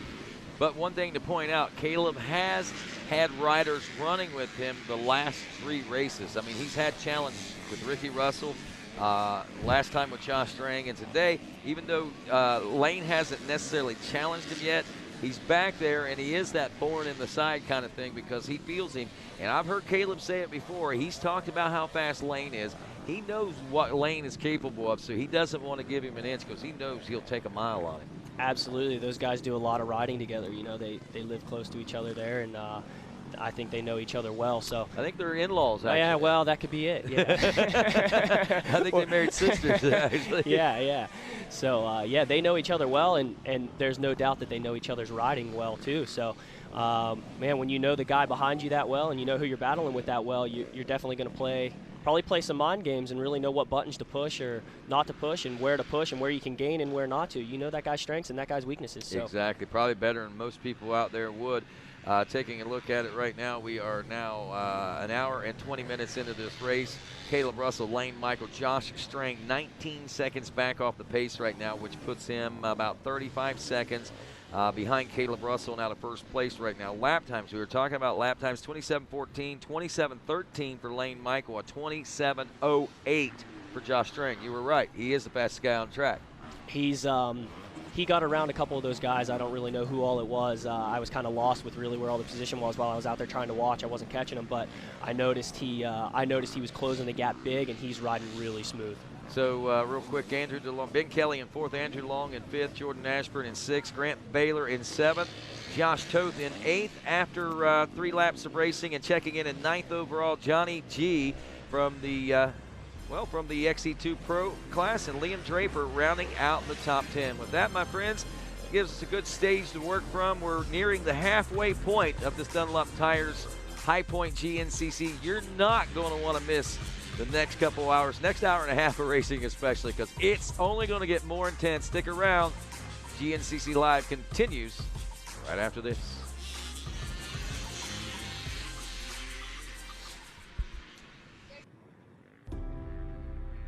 It's hard to put our adventures on hold, but now is the perfect time to prepare for their return. AMSOIL has your back with fast, free shipping, and ordering has never been easier. Just look up your vehicle, select your product, add an oil change to your cart, and check out. Spend $50 on AMSOIL products and shipping is on us. Order now at AMSOIL.com. Born of family values and a homegrown work ethic, Cometic Gaskets seals your machine so you can focus on the finish line. Cometic Gaskets are the competitive standard for racers who demand the very best. Cometic Gaskets are constructed from superior materials designed to perform in the most demanding environment, whether it's championships on the line or a day in the dirt with friends. Professionals and enthusiasts depend on Cometic. Cometic Gaskets, sealing championships since 1989. Even when you're the best, you never stop striving to be better. With over 40 years of experience in motorcycle sales and service, we know racing. Our inventory of Yamaha motorcycles, sport bikes, dirt bikes, ATVs, and side-by-sides is extensive and constantly changing. Stop by LoJack Cycle Sales today in Tarentum, Pennsylvania, and visit our online inventory at www.lojacks.com. Yamaha YZs. It's why we ride. We are American motorcyclists. We are members of the American Motorcyclist Association. Racers, fans, and crew. We come together for this sport we love, to race together, to grow together. We start young and not so young. We race motorcycles and ATVs. We become friends, we become family. We compete for weekend bragging rights and national championships. We make memories on the toughest off-road courses in the country and on the best motocross tracks in the world. Some of us aspire to the speed and poise of road racing or the fierce competitiveness of American flat track, and we honor our greatest champions in the AMA Motorcycle Hall of Fame. Through it all, we cheer, we win, and we lose. We are racing. We are the AMA. Race with us. Be part of the greatest sport in the world. Be an American motorcyclist. Join us today at www.amajoin.com/join-now. Hi, my name is Andrea Lieb, the director of On Track School. How would you like to go to a school where we take into consideration how students learn best? Well, we do that. Because we find if we can build the curriculum around the things you are interested in, you're going to do a better job. The mission at On Track School is that educational success is possible while chasing your dreams. Not only will our staff help students to achieve success, they will cheer you on to the finish line. We encourage you to check out On Track School at ontrackschool.com, where we can help you chase your dreams and still get a quality education.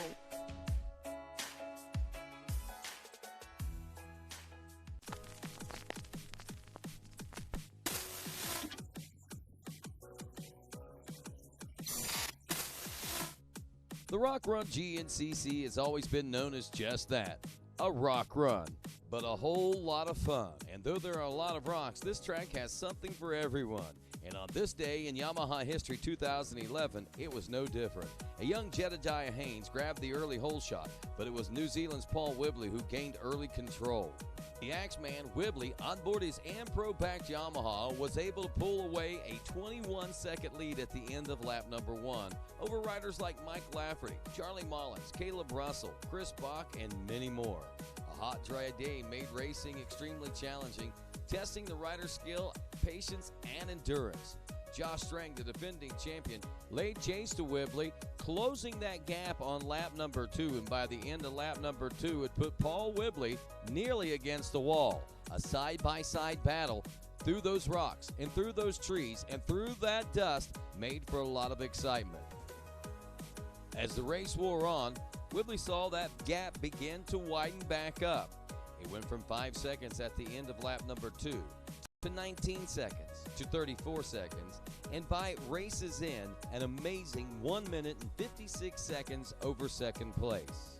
It was a banner day for Paul Whibley aboard his Ampro Yamaha, marking not only another great win for this rider, but also seeding the heart for a 2012 championship to follow only 1 year later. And that's this week in Yamaha history.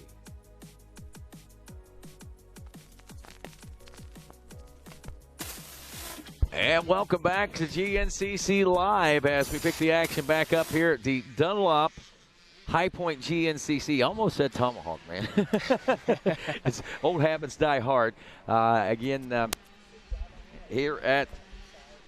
So we're getting a report right now that Yamaha is headed out right now. The Ampro Yamaha team is headed out to try and find Lane Michael. I don't know what's happened. I don't know if he's had a mechanical issue or some other sort of issue, but reports are that that Lane Michael is no longer in second. Yamaha crew is heading out to go and try and find him. We'll try to get an update on that soon.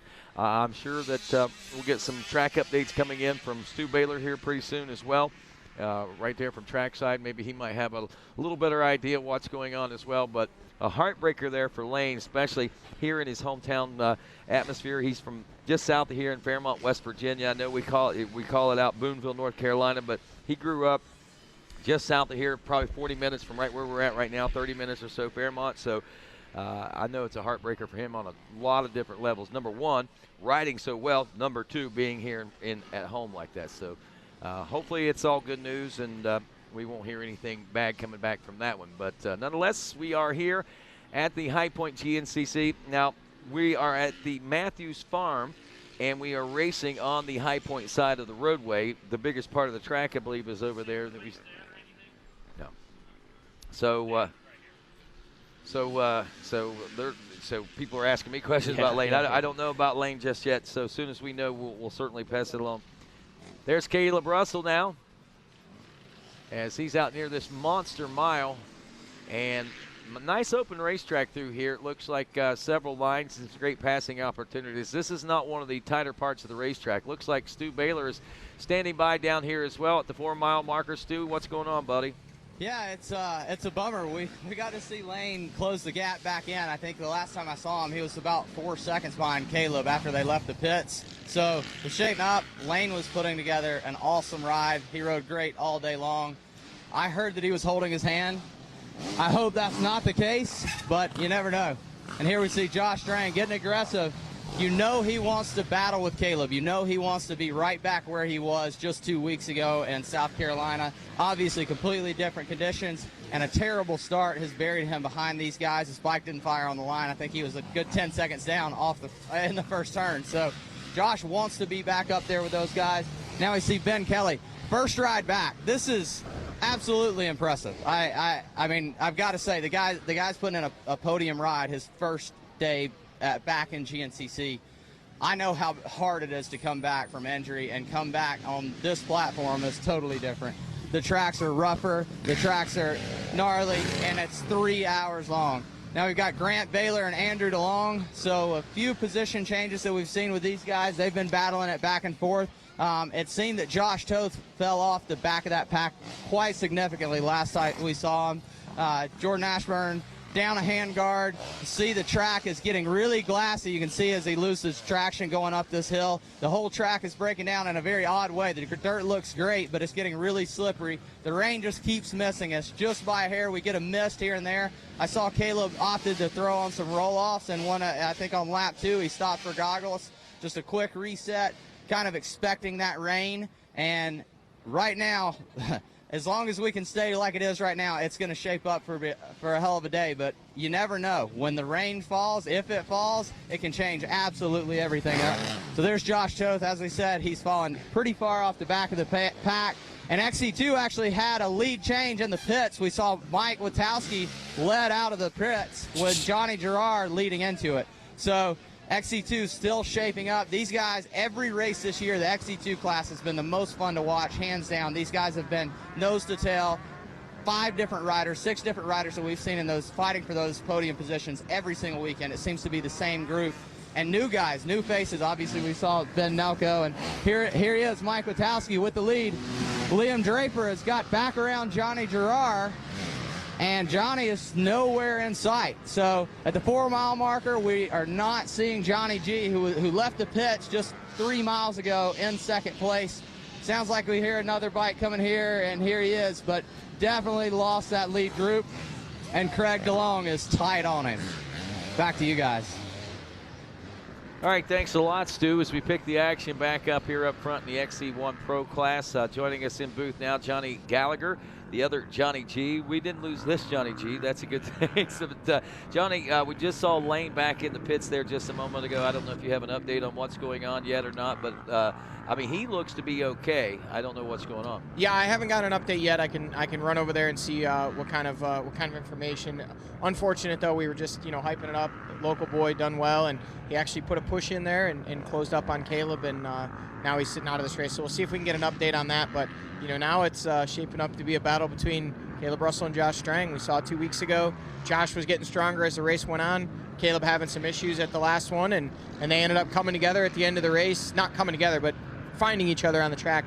And we'll have to see if a little bit of a gap right now still for the number 1 FMF KTM out front, but the 114 is on the charge.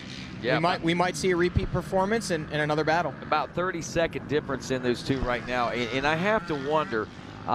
Caleb has had a superior year this year so far. I mean, he's come close. He's fought off a couple of good battles with Ricky Russell, and even before that, I think there was a couple of guys that challenged him. There was a challenge. Stu Baylor in Georgia made the pass with 1 turn to go. So here we are.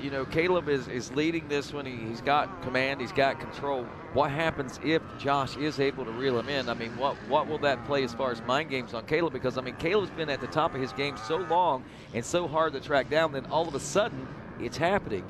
Yeah, I had an interesting conversation. We talked about this a little bit at the last race, actually. Caleb Russell isn't out here trying to make statements. He's out here trying to win races. And he said as much. We were actually comparing him on the last show to Walker Fowler, and how Walker goes out and tries to win races by 2 minutes to kind of demoralize the competition. Caleb said at this point in his career he doesn't feel the need to do that. His competition knows he can win. He knows the guys that are capable of winning. He'd rather just ride his own race, and if somebody comes to him, he'll take the fight to them as the race goes on. Oh, look at this. We might have a battle and a pass for the lead. Whoa! Man, Draper is in there driving it hard. Oh! Liam Draper is down in the field. He's up quickly, but that was an all-out effort trying to make the pass on Mike Witowski. Hey, man, this is what I like seeing out of Liam Draper. This is the kind of rides that he needs to be putting forth right now, and I'm sure, he's starting to feel it. And like somebody said, this is kind of a hometown race for him now, being up from this area, living in this area now. So he's got to be feeling pretty good about this. So he picked up. Did you see? I mean, there was no concentration. Didn't look like loss whatsoever. He picked it up and went right back at it. Here it is. Specialized look at this. Replay. This is a game of cat and mouse right here. It's I got the inside. No, you got the inside. You can see Mike Witowski takes a look over, knows he's there, can't check up quite enough. Liam squares him up. But he was careful. Oh, You could man. tell that's good sportsmanship there. He could have gone over and taken Wachowski's line away and even taken out his front wheel, but he tried to make the pass clean, ended up on the ground. Sometimes you got to be the bad guy. Yeah, but and here's something interesting. Somebody was pointing out about the track being hard packed and a little slick. I think that Ricky might have said something about that. These fields, I'm sure they are, especially after yesterday's ATV racing. And one of the funny things about you saying that is you were talking right just a little bit ago about us being on the Matthews Farm side and the High Point side.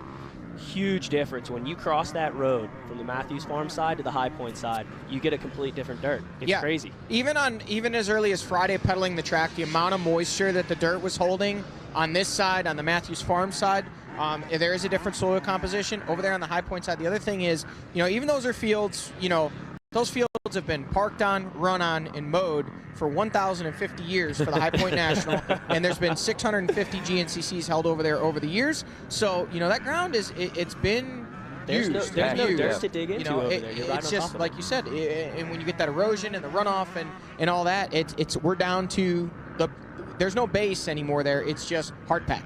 On this side, Caleb Russell in the lead, and we'll see he came out of the woods at 06, 135.06 out of the woods. We'll see if we can get that same shot on Josh Strang to see exactly what that gap is and keep you guys updated. But yeah, absolutely, Alex, you hit the nail on the head. And ironically enough, that was the second turn onto that side of the road. That's what Liam, kind of I was laughing at that. I thought, man, it's almost like this you doesn't gotta surprise me at all that he lost his rear end there. Right? You got to reset your brain and say, okay, now I'm on the other side. Josh Strang comes out 135.30, so 24 seconds behind. He's chipping away at that just a little bit. It was 30 seconds, now it's 24.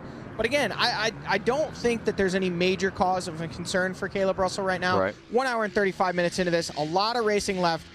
Caleb's going to try and keep that gap, but he's going to ride within himself, within his comfort zone. He's not going to push it past his limit. He's not going to take crazy chances with lappers to try and keep that gap. If Josh Strang comes back to him, look at this. Whoa, see, this is Caleb. Folks, for those of you watching at home, Caleb Russell stays on the track. The lapper cuts the corner off. You can see all these guys just cutting the corner off. Like bugs to a light. One person burns the line in and everybody tries to follow. Yeah. So now up to third. Ben Kelly was back there in the fourth place spot. He had given up that spot to Strang and has given up quite a bit of distance to Josh Strang. He is now nearly 50 seconds back of Josh Strang in less than a lap of racing. So Strang's on a mission, but still, hats off to Ben Kelly. Coming off the, I shouldn't say coming off the couch. I mean, this guy's been pedaling, he's been doing everything, but he has not been racing, and it's a big difference. For him to run with Mullins like he did on that mountain bike a couple weeks ago, after doing that yesterday and seeing, how fit Charlie is, for Ben to be doing that, I mean, his fitness must be awesome. So there's no way he's been sitting on the couch. He's been putting in the work. But there is a difference. He's super fit right now. Absolutely. He's been on that bicycle a bit. But I believe it's only been about the last 3 weeks that they've allowed him to be on a dirt bike. And, these other guys have been riding and racing for upwards of, it's been more than 3 months since Ben Kelly was last on a dirt bike. It's going to take a little bit to get that muscle memory back. And, the hands are a little tender, a little bit different muscles used. So a great, and I mean, at this point, sitting in a podium position, you couldn't ask for more coming back from that. No way. This has to be a confidence booster for him moving on, Yeah, absolutely. And I mean, Ben Kelly's he's a grinder, man. There's guys that kind of, you see them have a meteoric rise. It kind of just all happens at once. And then there's guys that just kind of one foot in front of the other over a period of time. And Ben Kelly has some great people around him with that FM. There is Mike Wachowski still out front in that XC2. Let's see what the gap is back to Liam Draper over that little slide out that he had there. I don't expect it to be much, maybe 8-10 seconds, something like that. There's Wachowski. There's Draper again. They're one straight away. No. So there's a reason he was pushing so hard when he got over there, and it's probably because he feels like he's faster right now. So that's why he was going for that pass. And that side of the road is exponentially dustier. So if you want to be in front of somebody, you want to do it before you make that jump across the road, so that you're not, eating their dust that whole side of the course. It's a lot harder to follow and make passes over there. Uh-oh. Just got some update on Lane Michael. They're saying a possible dislocated shoulder. So, wow, that's a tough one right there, Johnny. Yeah. You've got even more information on that one, huh? Yeah, that's not good. It's unfortunate. Was riding very, very, very well. We'll, if given the opportunity, we'll see if we can get a word with Lane.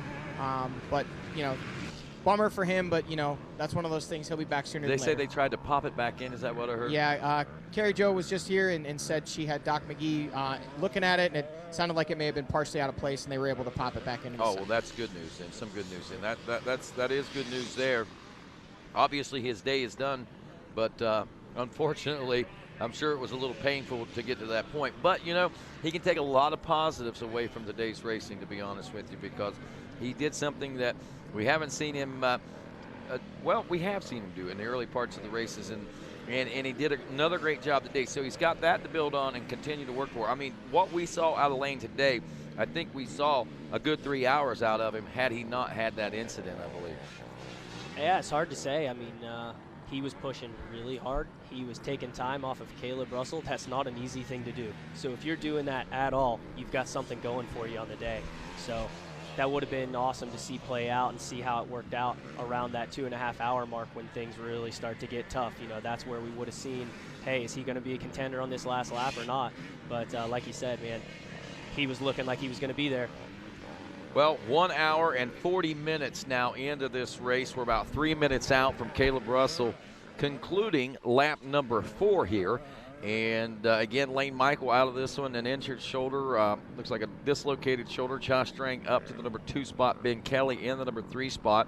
Again, last time around, Josh Strang did turn the fastest lap of the riders by at least 7 seconds or so over the rest of the field. But we'll see if he's able to keep that pace going or not. And what about Ben Kelly? Now that he's up into that 3rd place position in a podium spot, is he going to settle in there, being this is his first ride back? Or is he going to maybe go ahead and make that push? I see that he feels good. It looks like he's running strong. But at the same time, Josh is not going to be easy to catch. Oh, look at this. Grant Baylor is now up nearly on the rear wheel of Ben Kelly. When they just came by there at the 9, it was Ben Kelly, and no more than 2 seconds back was Grant Baylor. So he's making a charge. He's up nearly on that 3rd place spot. Rodney, it's late in the race. What's Grant Baylor going to do? Well, I can tell you, Grant's been in a great position all race. And we know from experience that Grant is a late race pusher. We are in the last half of the race. The good news for Grant Baylor is he's not that far back.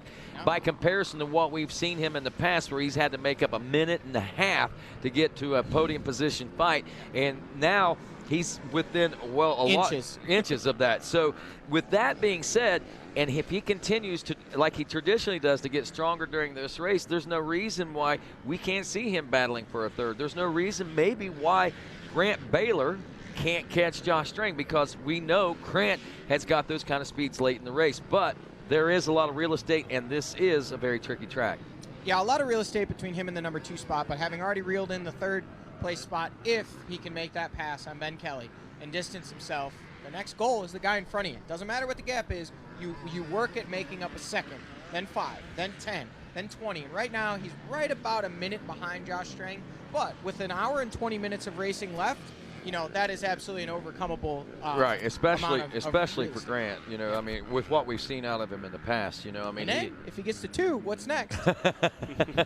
Well, you know, I was going to tell you, Rodney, you were asking if he was going to push, and without a doubt, I don't think someone with that champion mindset that we've seen from Ben Kelly in the past, I think he's going for whatever position's in front of him, and he's going with everything he has. He's not going to settle for any position that he's sitting in. And there is Caleb Russell on screen at the 11-mile marker, getting ready to cross back over the road, back onto the good dirt side over here at Matthews Farms. Also, one other rider worth pointing out as we wait and we watch, we last saw it was about 24 seconds back to Josh Strang. We'll see exactly where we're at. Caleb Russell has crossed over the road. He is across the field, and he's coming to the finish here. We'll get a split when they come across the line.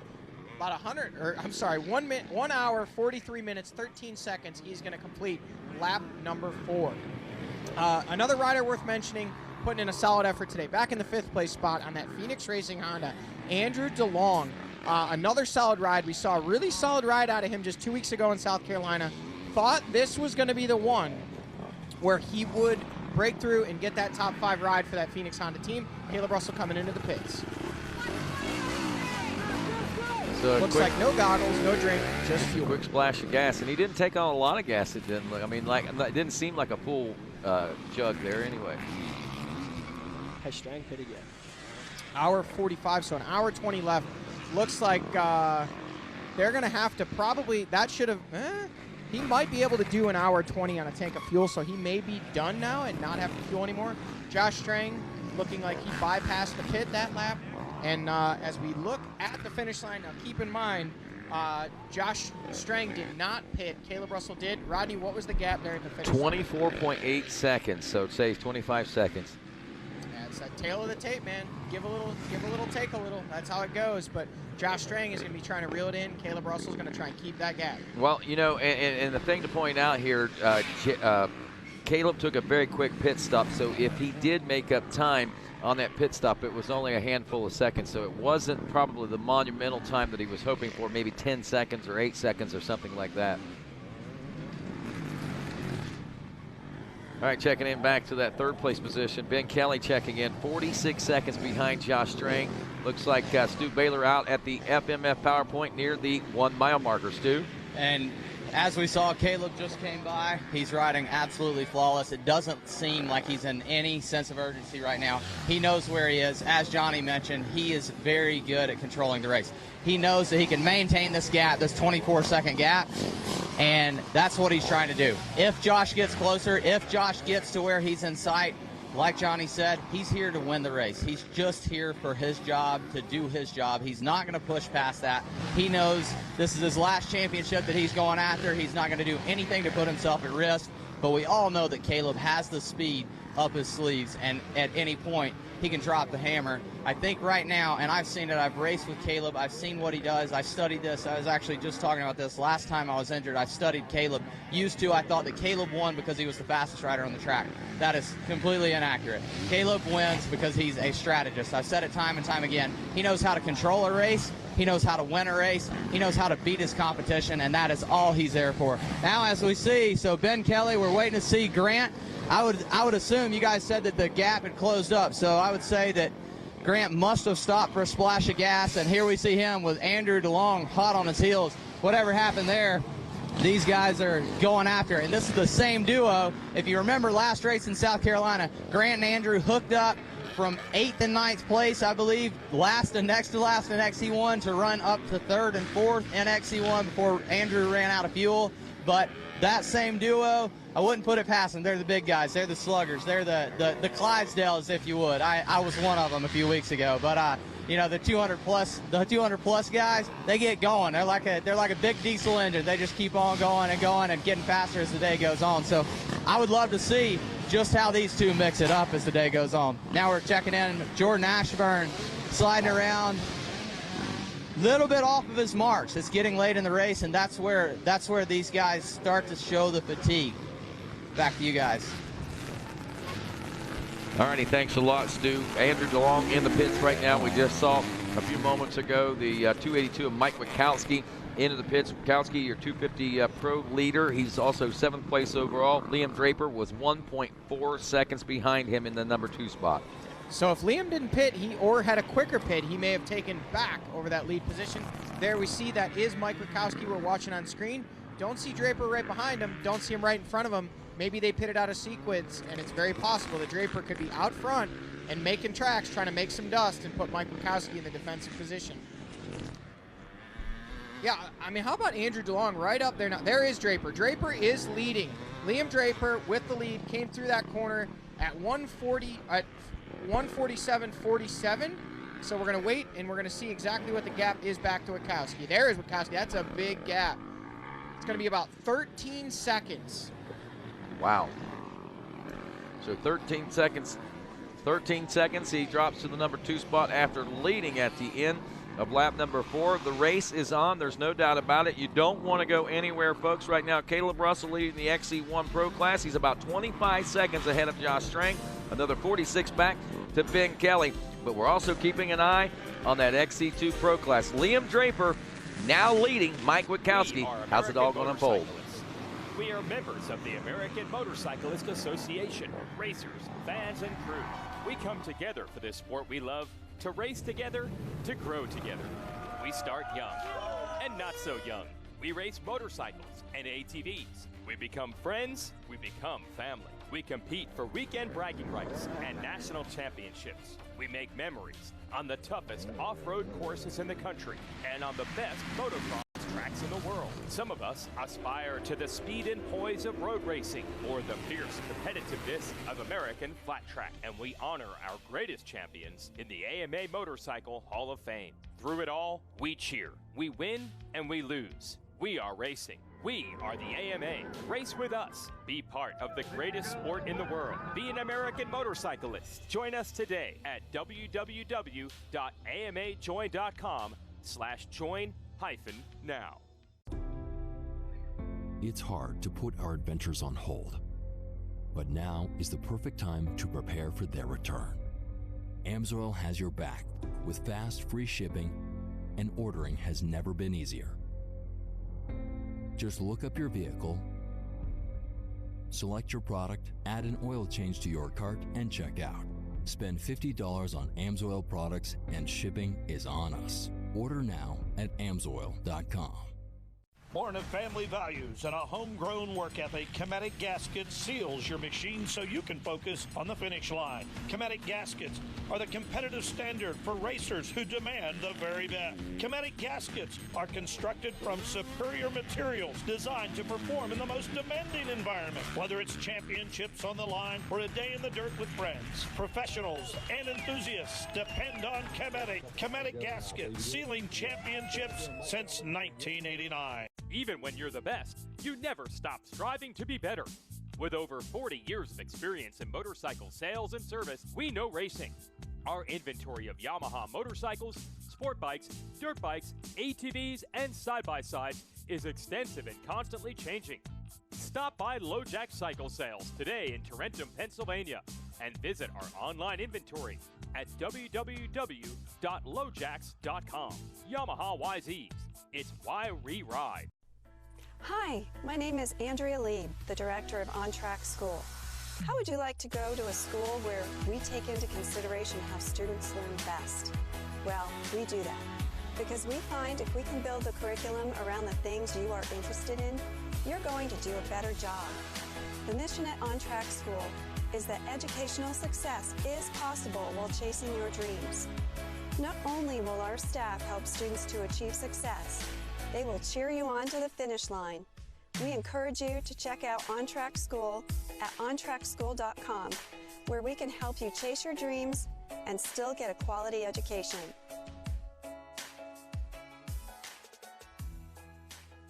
Coming from Northern Virginia, I moved out to Morgantown in 1986 to come to school.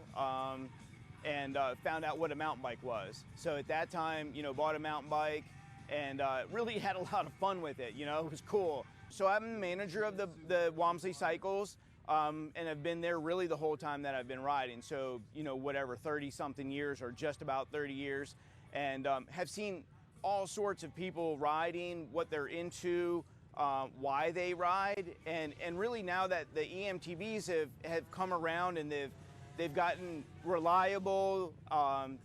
The motors are super fun. The battery is long enough to go for good rides. It's really opened the door to a lot of riding for everybody. We have young riders on them that they just want to have the fun. They don't want to do the climbing. They aren't in it for the fitness. They just want to go out, ride mountain bikes, and have fun. But then we also have everybody through the range of people that they want to be competitive, they want to go hard. Well, on the e-bike, you can go hard. You can get that workout if you want to, and then it lets riders who are older still keep riding and have that passion, and it's healthy for them.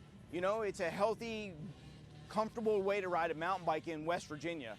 It's steep and loose, and it's a very difficult terrain that we live in to ride mountain bikes, and with the e-bike it really just opens up the door of range, exploring, doing the hill twice instead of just once.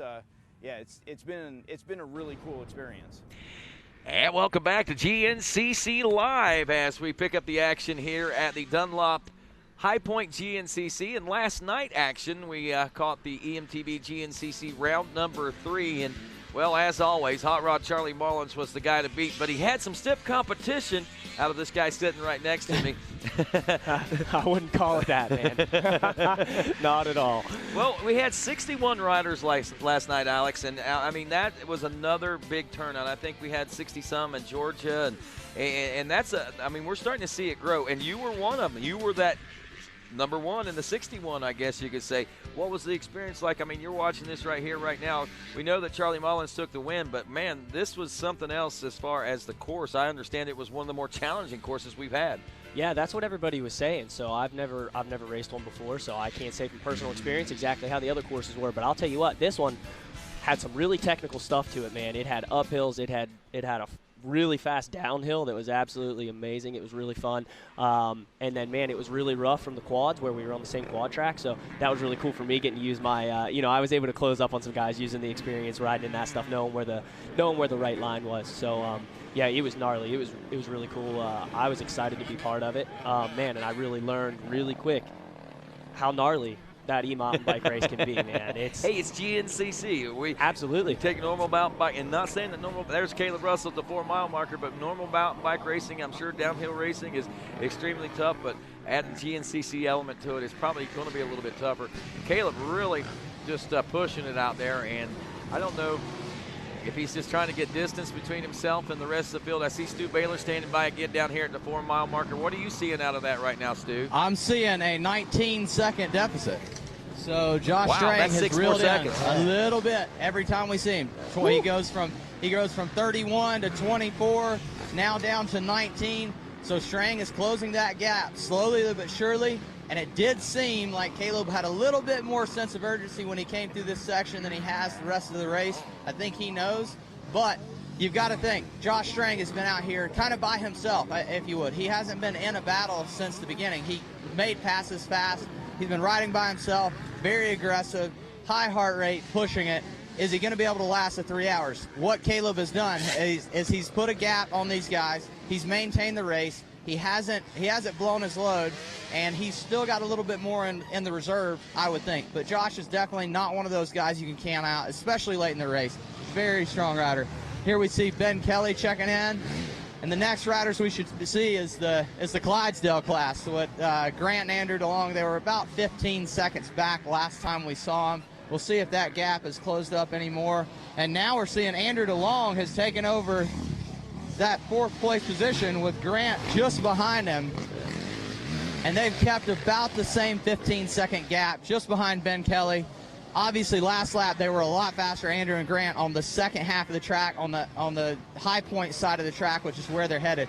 This place is very unique. The soil is very weird. Over here versus over there, it's almost a totally different terrain. There's a little more shell rock over there.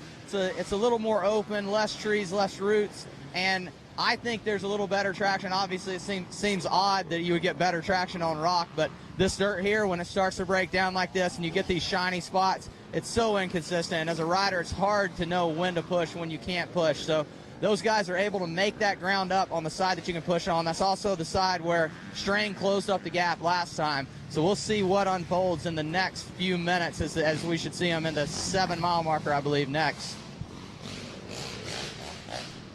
All right, thanks a lot, Stu, and the Clydesdale class. That right there, that's classic. So we both got a kick out of that. This is no Clydesdale. This right here is, wow, I tell you, he's a true Mustang right here. There's no doubt about this. He's stretching his legs out front, but like we said, that gap is starting to shrink up. He's looking over his shoulder. Back. So he must realize that Josh is closing up that gap. They must be giving him the pit board that it's coming. So he's looking over his shoulder to see exactly where if he can see the 114 machine, but he didn't see him, so he's got to feel a little bit better about that. Josh is just working his way through this lap traffic right now, though. Watch him go. Shotgun Sean Remington. Let's see how Josh works with him. There he goes. He got out of the way. I knew he would, man. Yeah, Sean's a good guy, man. Sean knows that there's a battle going on. Sean got the whole shot again today in his class. Doesn't surprise me. But yeah, Shotgun Sean Remington is what I like to call him. That is not a pro rider there. That's number 13, right? That is not a pro. You know, we were talking. He was talking about the Clydesdale class, talking about Andrew DeLong and his brother. I want to pat Andrew DeLong on the back today. He's featured on the event T-shirt. We're in his home state of Pennsylvania. he had a good, strong season in the 2019 season. He came, he did his job, he finished top 10 every round, 6, 7, wherever. That's all.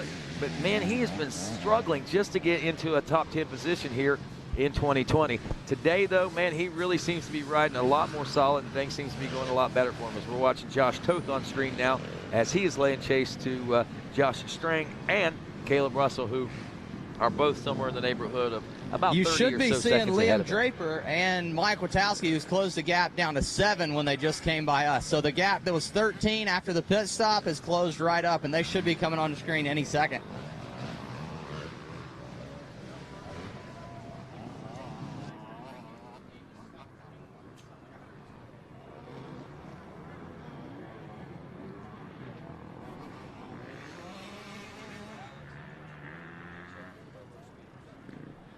Yeah, you were just talking. So yeah, Ronnie, you were talking about Andrew DeLong there. Johnny's sitting in here now, so we'll carry on here. But yeah, Andrew's putting in a really impressive ride, man. He I be mean, up there with these guys. This is for awesome. him to make the pass on Baylor, you know, we were literally just hyping up Grant Baylor and just how fast he goes late in these races.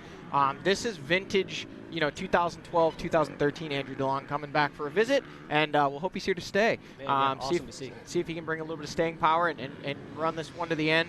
Up in there battling for a podium position. Have not seen that out of Andrew DeLong in a very, very long time. So exciting stuff. We actually did reach out and get Lane Michael, got him over here, and we're going to be speaking with him in just a minute. He's got a pretty compelling and exciting story as to what exactly happened. Unfortunately, obviously we know has him out for the day, the rest of this one. But the battle up front still continues on. And Caleb Russell still leading the way. Josh Strang still in second. And Ben Kelly fending off the advances of Grant Baylor. Grant Baylor now actually dropping back to that 5th place spot. There we see Josh Toth working his way through our shot here now into the 5. And Liam Draper now, the leader of XC2, has caught up to Josh Toth, who is running in the I believe Toth is 11th overall, but he is up into, I believe that's 6th in the XC1 Pro class. So Liam Draper really putting in a heater. Again, Alex, we were talking about it, almost a home. This is as close as you're going to get to a hometown race for Liam Draper. We're not going to go racing in New Zealand this year. Absolutely. He's been here for a couple years now, so you know he's adapted to this dirt. He's riding in it every day. I've rode there at the Tealy Energy compound that he's riding in, and I know the dirt there is very similar to this stuff. So, you know, I think he's probably 15 minutes from here where he's riding every day, training every day. He knows this stuff inside and out. Local knowledge. It definitely goes a long way, and also it's just that comfort factor of, you know, you're home, you're sleeping in your own bed. There we see Craig DeLong, that we believe is still our 4th place rider in that XC2 class. As we look here and see, it looks like Craig is still, yeah, he was, when they checked in last, he was behind Jonathan Gerard, only by 2 seconds though. Didn't see Gerard there, so don't know. There may have been a shake up there. We'll have to wait and see. We'll see him again here soon at about the 9-mile marker when they pop back out into this other side of the field. And we're waiting and we're watching for, I'm sorry, at the 7-mile marker when we see them pop back out into the field here. It's, you know, it's really been a kind of a game up front of inches. You know, it seems like we started out that gap. There is Caleb Russell leading the way. We know he had 24 seconds last I heard. I think you guys were saying he was down to 19. Yep. So, you know, at this point, it's kind of that whole reel it in, try to drag it back out. You can see Caleb looking a little bit more aggressive than he was just a lap or two ago. At this point, when you've made it basically almost 5 laps in now at this point, or through the 5th lap, you can see him taking a look over his shoulder just to see just exactly where Josh Strang is at. Does not appear as though, there he is, he's out of the woods. So a little bit, maybe a little bit more than that 19 seconds, but not a whole lot. It's probably in that window of time there, right around 20 seconds. Well, you know, Johnny, what Caleb Russell does so well, and I've heard it right out of his mouth, he said he manages races. Yep. And I think that's what we're going to see him do right now. I think maybe he felt that pressure. He got the message from the KTM guys. They said, hey, here's where it's at. Caleb's going to decide when he's going to go, how hard he's going to go. Maybe he's turning it up here a little bit. Maybe he's, you know, putting in a little bit of a lead and getting himself a comfort zone. You know, it's an hour left. They know they've got 2 laps. Is the 2-lap card out? I'm not really sure. So they know exactly what they've got, and he knows what he's got to do to get this win. Yeah, and that's the other thing here. The big question is exactly how much racing is left. There is Ben Kelly. There is your 3rd place rider. And, you know, he's really impressive so far today here. You know, he's really kind of been steady and solid, and he's just kind of clicking off the laps, getting some seat time under him, and you know, coming back from that injury. And unfortunately, speaking of injuries, I believe we have Rodney Tomlin out and about, and I think he might have caught up with a rider that we saw challenging Caleb Russell just a few laps ago. And unfortunately now I was watching this one from the sidelines. Rodney, you out there? Yeah, and we're here with Lane Michael. You're absolutely right. And you know the amazing thing about it, we've talked about the separated shoulder, the separation, and had to get it put it back in. He's telling me, hey, I was wanting to go back out on the track, but they told me it's against better judgment to do that. Lane Michael, man, welcome here to RacerTV, brother. But I hate to be talking to you in this forum, but I do want to say congratulations on a stellar ride that you had going on so far today, man. Yeah, no, it's kind of weird. You know, we sprinted pretty hard there that first lap, kind of got a gap, and Caleb actually gapped me, and I kind of got some sweat spots on the inside of my goggles, couldn't see, so we made a quick change and came through the pits, and then, you know, I just kind of got in a groove. I was riding really good. Bike was working amazing today, and, you know, I saw that gap go from close to 30 down to 10, and I'm like, all right, like, this is good. So I ended up catching him, and then I did make a little mistake and kind of slid over a hill and lost some time, but was reeling him back in. He actually pitted, I did not, and then so it felt good. Like I was just got to his rear wheel, and just a freak little deal. Just kind of a lapper got in between us, and I changed my line, and just kind of a root kind of led to a tree and just kind of slid up, and it kind of swapped me out. And just how I landed, I crashed, but just how I landed on my shoulder, like I felt it immediately, just the impact, and it was a bummer. I mean, I felt it immediately, and I got up and I just like started swinging my arm trying to get it back in. I only know this is just because we went through it with Ben during preseason training down in Florida. So I tried to get it in, but I couldn't, and I just kind of picked my bike up and got back as soon as I could, and trying to find paramedics, and stopped by the sign-up booth, and here Dr. McGee was in there, and I know him very well from 6 days. So he actually was able to get the shoulder back in, and it still didn't feel right, and I was trying to move it, and he's like, you know, I think there's something else going on there. So I was like, is it a bad idea to go out and like race? And he says, yeah, don't. So I kind of came back, and, you know, I was licking my wounds there a little bit, pretty frustrated, but man, that was the best I felt in a long time. And I was charging, and, you know, where I feel like, you know, most times I'm just trying to hang on, and this race I was able to charge. Like I said, the Ampro Yamaha was working flawlessly today, and it's a bummer it ended up this way, but, you know, I'm trying to stay positive. I'm bummed, but, like, that's, like I said, the best I've felt in a long time, and just want to see what the diagnosis here in the next couple days, and, yeah, I just want to get healthy and come back and do it again. That was it's a great feeling being up there and, you know, tagging on it halfway. It's a good feeling. Obviously, we didn't finish, so can't speculate anything, but, yeah, it just felt good to be up there. I'll tell you what, it looked like the day was rolling out nice for you. It was a lot of fun to watch, and I was excited for you. I got to tell you that, man, and I'm excited what the future holds. Now, I see you got a scar on your shoulder. Looks like you've had some shoulder injury before. Is it anything like what you've had in the past? Well, it was just last year. I had all the collarbone issues that sent me out for most of the year then, but yeah, no, I knew it wasn't the collarbone because I felt the pop, and it was unfortunate. Like I said, I was pretty bummed, and I wanted to throw a fit, but then I got to thinking about it. I was like, man, that was the best you've rode in a long time, and build on it, right? Yeah, just got to build. Like I said, we can't, you know, dump ourselves in the ground here, and it might be all right to go race in a couple weeks. I don't know. So we'll lick our wounds today, but we'll go to the doctor, get it figured out, and like I said, I really want to be back in a couple weeks, even if we're not 100%. If I can go out there and, you know, battle for a top 10 or whatever, it's just to get points. It's what I want to do. So we'll figure it out. We'll keep our head high, and you know, it was awesome. I have never heard that many fans cheering for me when I was like reeling them back in. So it was cool. Obviously, like I said, we're only halfway through the race, and I didn't make it, but it was just cool to see that many fans kind of pumped to see a little show. So at least I did it for half a race for them. Maybe next time I'll do the whole. So there you go. We'll be watching for that. Ladies and gentlemen, Lane Michael, good that you're in good spirits, man. Thanks for stopping by and talking with us. And thanks for that update, Rodney. And, you know, Lane, unfortunately, again, a sad ending today to what was a great story early in this one, and we'll hope to see him back in 2 weeks. On screen, the battle for the podium shaping up yet again. Grant Baylor has gotten back around Andrew DeLong, although Andrew DeLong is still right there in his shadow and in tow. pushing just behind Grant Baylor, and they are absolutely just pushing, and trying to make up time on Ben Kelly. On screen, we did see Caleb Russell come by in the lead at the 9-mile marker. Watching that shot, he had a 23-second gap on Josh Strang. It was at 24.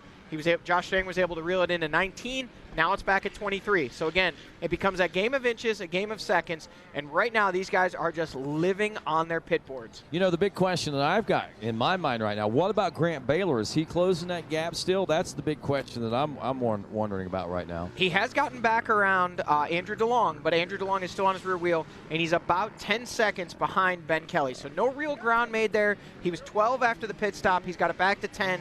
But I do think we'll see that gap kind of close up. I think we'll see Grant get to Ben, and wouldn't be surprised if he tows Andrew DeLong there with him, and we have a three-way shootout over that third place and final podium spot. But those guys are still a pretty good gap behind Josh Strang in the number 2 spot. So anything's possible, and if they get to charging and battling, we could see it. But looks like we got Hollywood out there on his motorcycle ready. He's got the radio ready for an update as they come across here at the 11-mile marker, and there he is, the number 1 FMF KTM, Caleb Russell, and business as usual, just trying to click off the laps. But the man we'll see next, hot in pursuit, trying to make it 2 wins in a row, Josh Strang on that number 114 Babbitt's Online Monster Energy Kawasaki, and man, he is charging hard.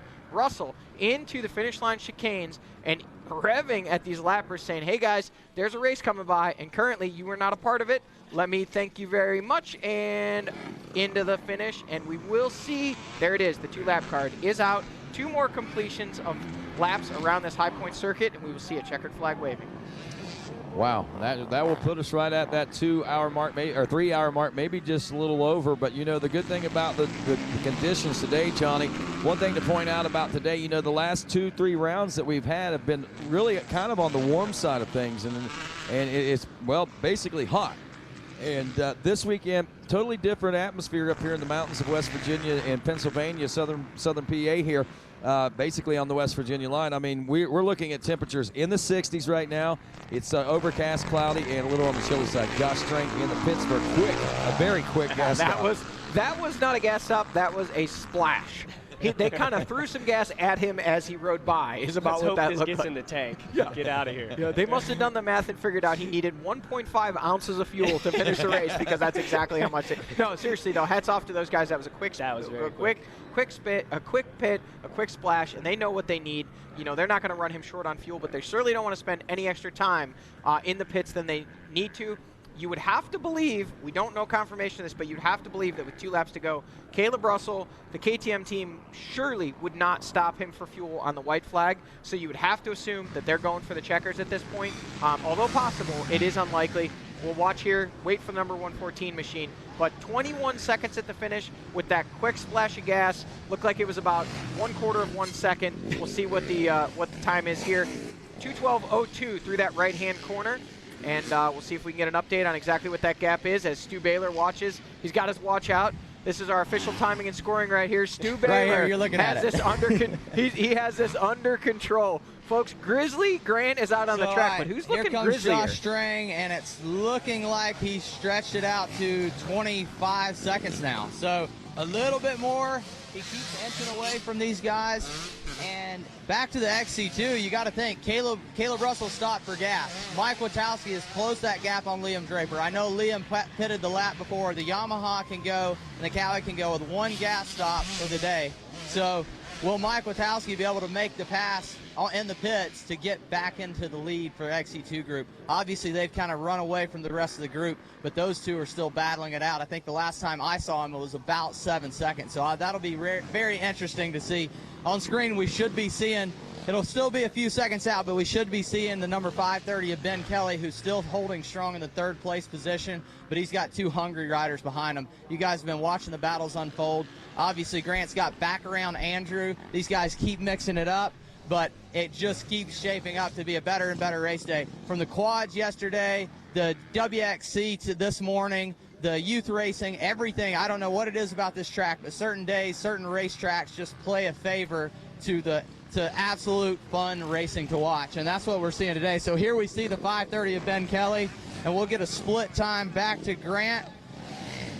As we're waiting, it looks like he's opened up a little bit more, so maybe Grant stopped for a splash of gas. Not sure what you guys have seen on screen, but he's opened up almost out to 20 seconds over Grant now. We should be seeing the 410 of Andrew DeLong any second. We know he was right there, and that's not looking good. The bike did you Grant's see that on puff of is smoke? blowing white smoke. This tells me that most likely oil is pushing by the piston. When the oil's pushing by the piston, the first thing you got to think is rings and will this bike make it? 2 laps of racing, if he rides smart, I've had it happen. This GNCC is rough on any machine. A little bit of white puff, it can be a telltale sign that you may not make it to the finish, but he's got to be smart. Hopefully his guys in his corner are letting him know, be easy on the bike, get points, and finish this race. But I know how Grant is. He's going to want to catch that lead group. He's going to want to catch that third place podium position, and he's not far from it. So, Stu, I don't know if you can hear us yet, but hopefully he'll put that earpiece back in and be able to hear us. Stu, if you can hear us, that battle there and that battle over the third place spot that appears to be maybe shaping up. You mentioned that those riders were hungry, the riders back there in 4th and 5th. Was that a reference to their desire or their weight?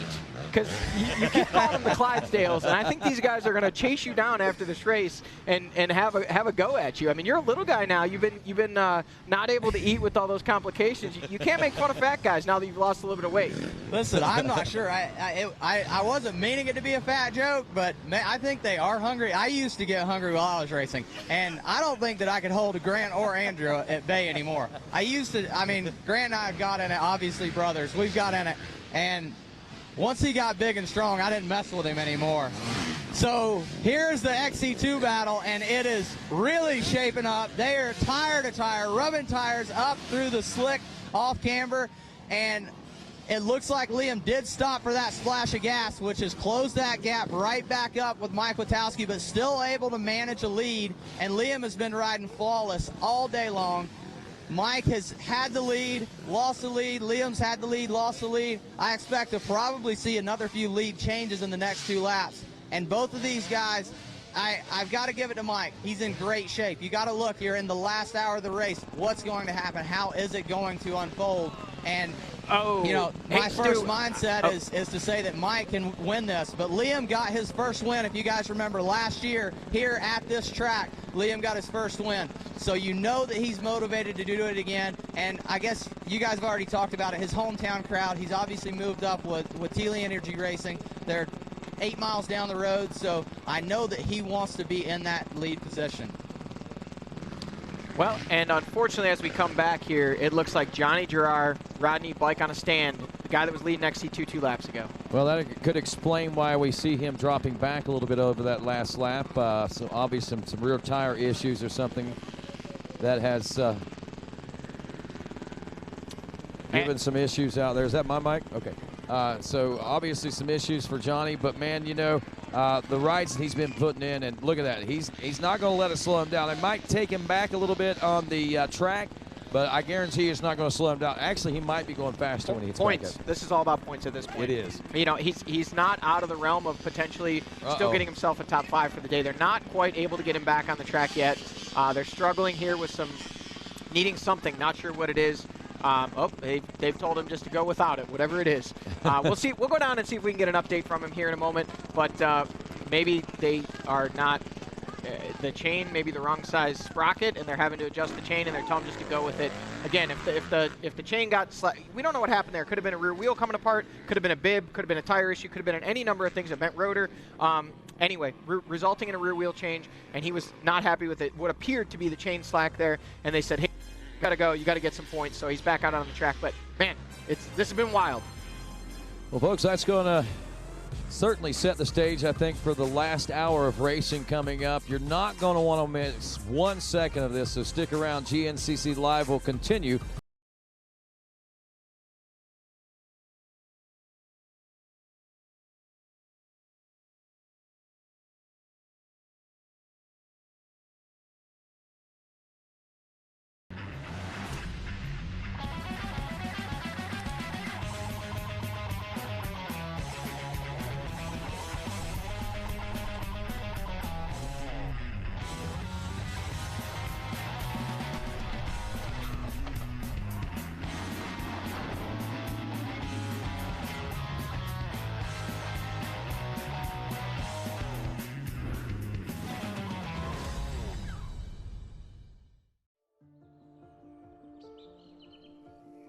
When you crave the canyon passes, rocky trails, rutted tracks, the podiums and personal records, it becomes part of you. The choice now is, do you become a wanderer or the wanderer? You just need to ride where you belong.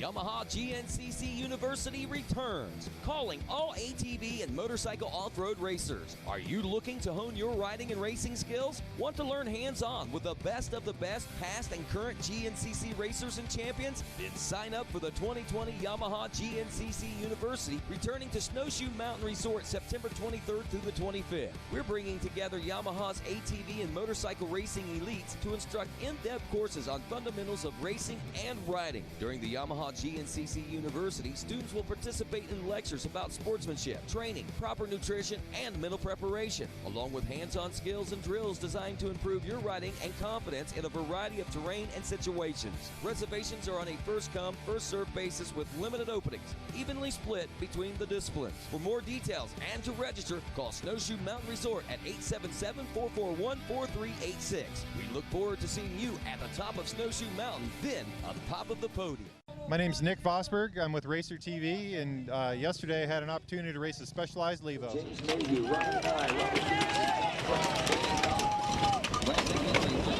I usually mountain bike. I actually grew up around bicycles. I raced BMX and some downhill mountain biking. Yesterday was my first opportunity to really ride an e-bike.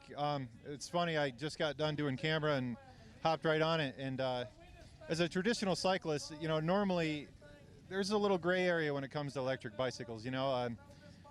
There's not the acceptance yet, but I can tell you yesterday, riding one firsthand, they are impressive.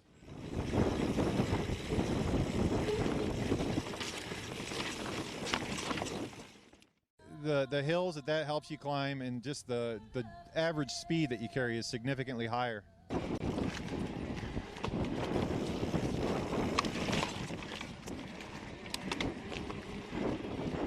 Specialized partnered up last year, and I think it's been great.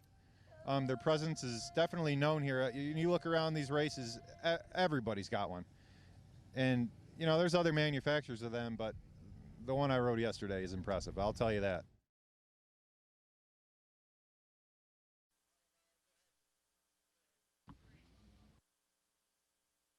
And welcome back to GNCC Live. Nicodemus Vosberg, he was the guy that we were talking with there just a moment ago.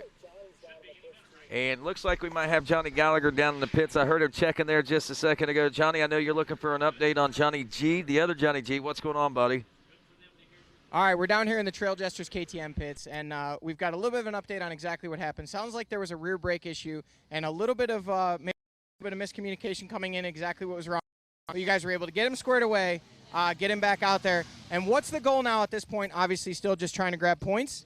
Yeah, he's just trying to keep that points lead. Obviously, he's not going to have that for this race, but he's just trying to keep going for that championship. There was a miscommunication. Not sure if it was the rear tire or if it was the brake system. It ended up being the brake system that was failing. And, you know, Johnny's definitely raced before without brakes, so he just said, let me have it, and he sent it out there. So we're hoping for the best. So are you saying that when he left here again, there was still no brakes as far as we know? Yep, that's what we know.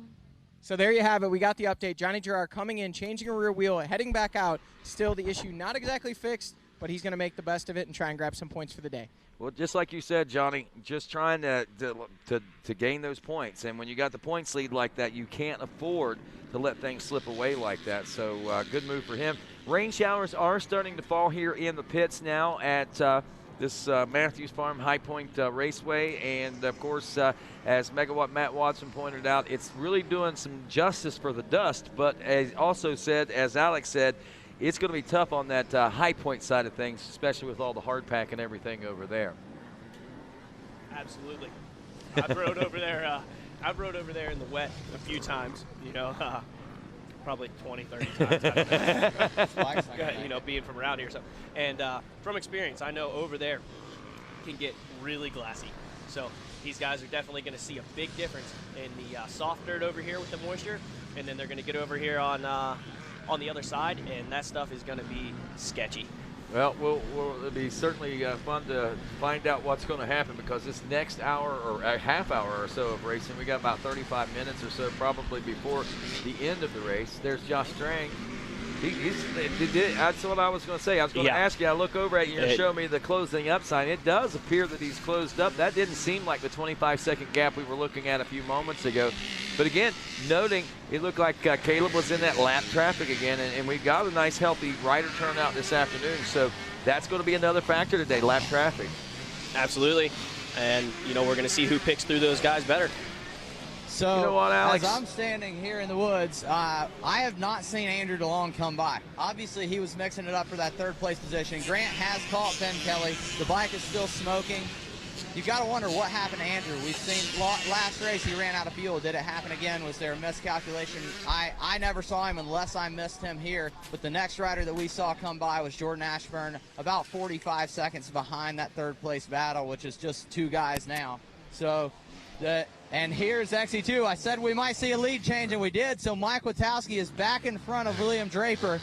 Here comes Liam now, and the track is getting slick. It's starting to rain. It's starting to break down. This section through here is like absolute glass. You can see Liam slipping and sliding around on screen, and it's as the rain comes down, it's not much, and it doesn't take much when the top layer's already off. It's down to this shiny stuff, and it's turned to glass. But back to it. Maybe we can see if you can get an update, Johnny, on where Andrew DeLong is, what's going on, and why have we not seen him here at the 4-mile marker? All right, thanks a lot, Stu, and for that update, as we are now catching up with some riders out here. There's Grant Baylor at the 6-mile marker now, making his way through, and still a little bit of dust kicking up out there, but you can see the rain is starting to tame it down quite a bit as compared to what we've been seeing.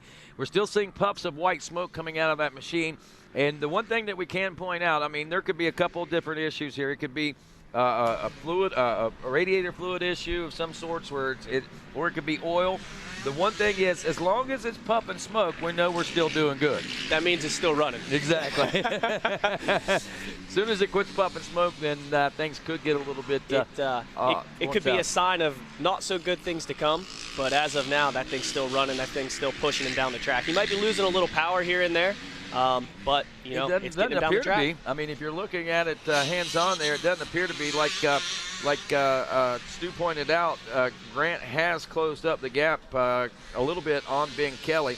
They were right there, kind of nose to tail. It was a 15-second gap whenever they came through the finish line. So to gain these grounds and to gain these seconds like this and push that much closer is pretty exciting. But again, it keeps us on the edge of our seats, because every time he puts the throttle on, puff of white smoke comes out. Absolutely. Now, you know, you keep in mind, though, he has no idea it's doing it. Right. So unless anybody's giving him a pit board that says, you know, keep an eye on machine or something like that, which I don't know why they would, yeah, he has no idea. So he's pushing forward, and he's racing like everything's good to go, you know, so. Not Josh Strang, but actually as Jordan Ashburn, we are seeing now there on the 127 Kawasaki checking in. That would move him up to the number 5 spot, as we have not seen Andrew DeLong yet. So we're hoping to get an update on what's going on there with Andrew. And still no sign of, we got amateur riders making their way through there. Still more amateur riders, so no sign of a green or a red background. There is Mike Wachowski now, I believe the 282. Still holding on the lead of this XC2 250 Pro class. There's Draper keeping him in check. Yeah, Draper's not letting him get very far away at all, really. I mean, what was the gap the last time we saw those two when they came through a few moments ago? Witkowski, actually, Draper was ahead, I guess, by a second. So, last time I can remember, it seemed like Liam was a little further back. But regardless, this race is far, far from over, I believe. And we still haven't, and I'll say this, he's 37 seconds back, but Craig DeLong's another one of those riders that can make up time in the late part of the race. So being 37 seconds back, I'm not going to count Craig DeLong out of a battle for a top 2 position anyway before this day's said and done. There went Caleb Russell again back here, out near, I think, the 8-mile marker now, 7.5 or so, as we continue to keep an eye on the woods. Actually, the 7-mile marker, I was right first time. So out here at the 7, waiting and watching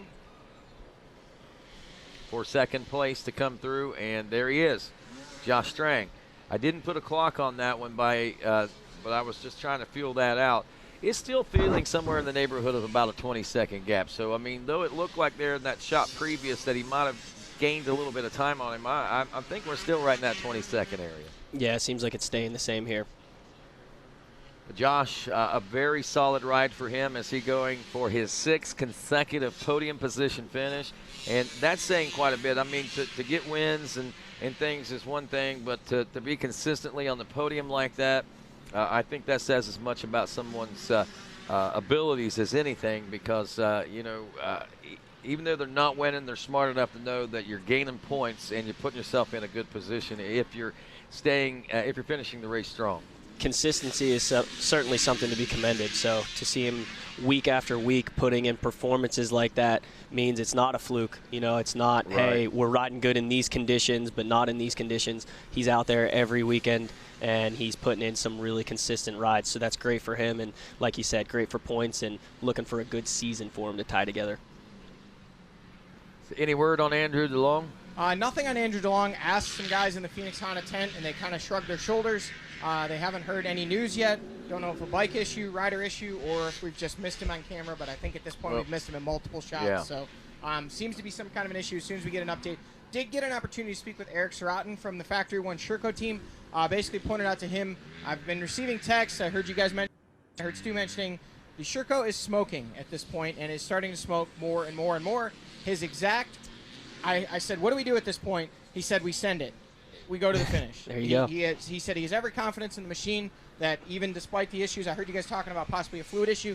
At this point with the dusty conditions, I think what has happened, Ben Kelly, our third-place rider on screen, it appears what has happened, he has more than likely sucked debris through the filter. There is Grant Baylor, hot on his heels. We don't see any smoke in that shot because we can't really see much of anything. It's just dust.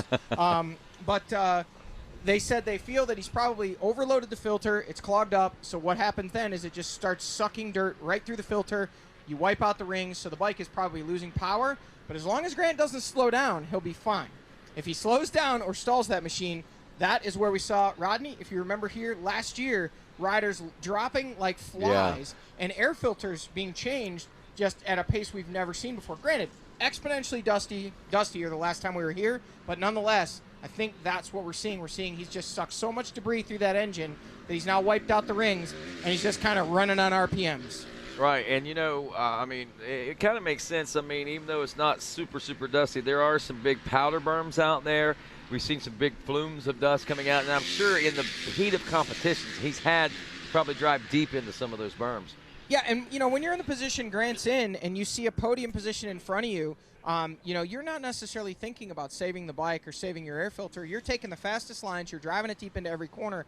Now, I'm sure Eric did not share with me if they have communicated to Grant. Keep in mind, we all know his bike's smoking. The team knows his bike's smoking. Grant, no chance he knows that bike's smoking because it's happening behind him. So unless they've passed it along to him, which maybe they may have and said, hey, keep it out of the sand berms. Like you said, the powder berms are your enemy.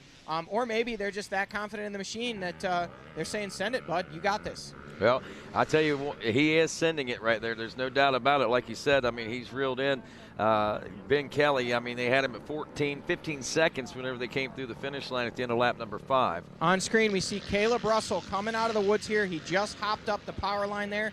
And in about 3, 2, 1. There he is, hopping out of the. Oh, he paused for us so we could get a better look at him. He comes out, still leading, still about a 20-second gap over the 114 of Josh Strang.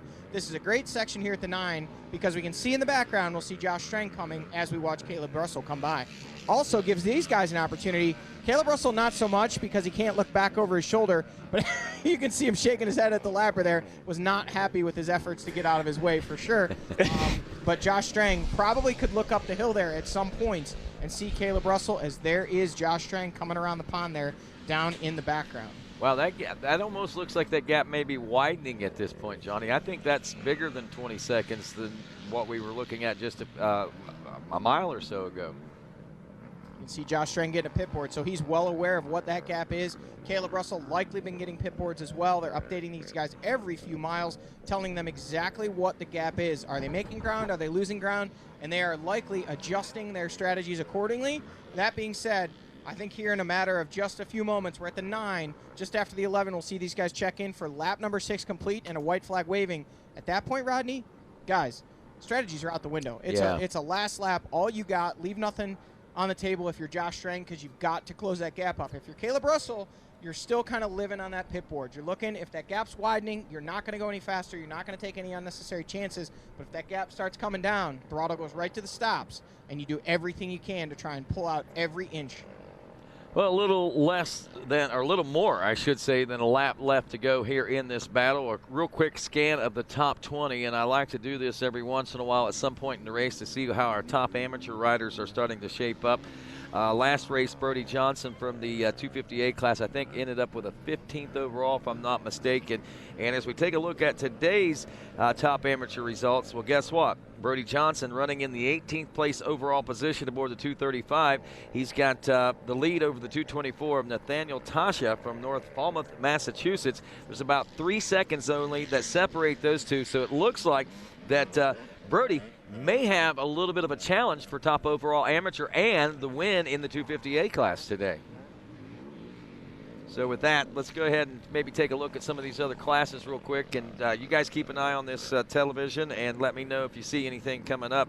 As we said, looking at some of these other classes, we're going to start out with the 250A classes where we're trying to head down to the A's.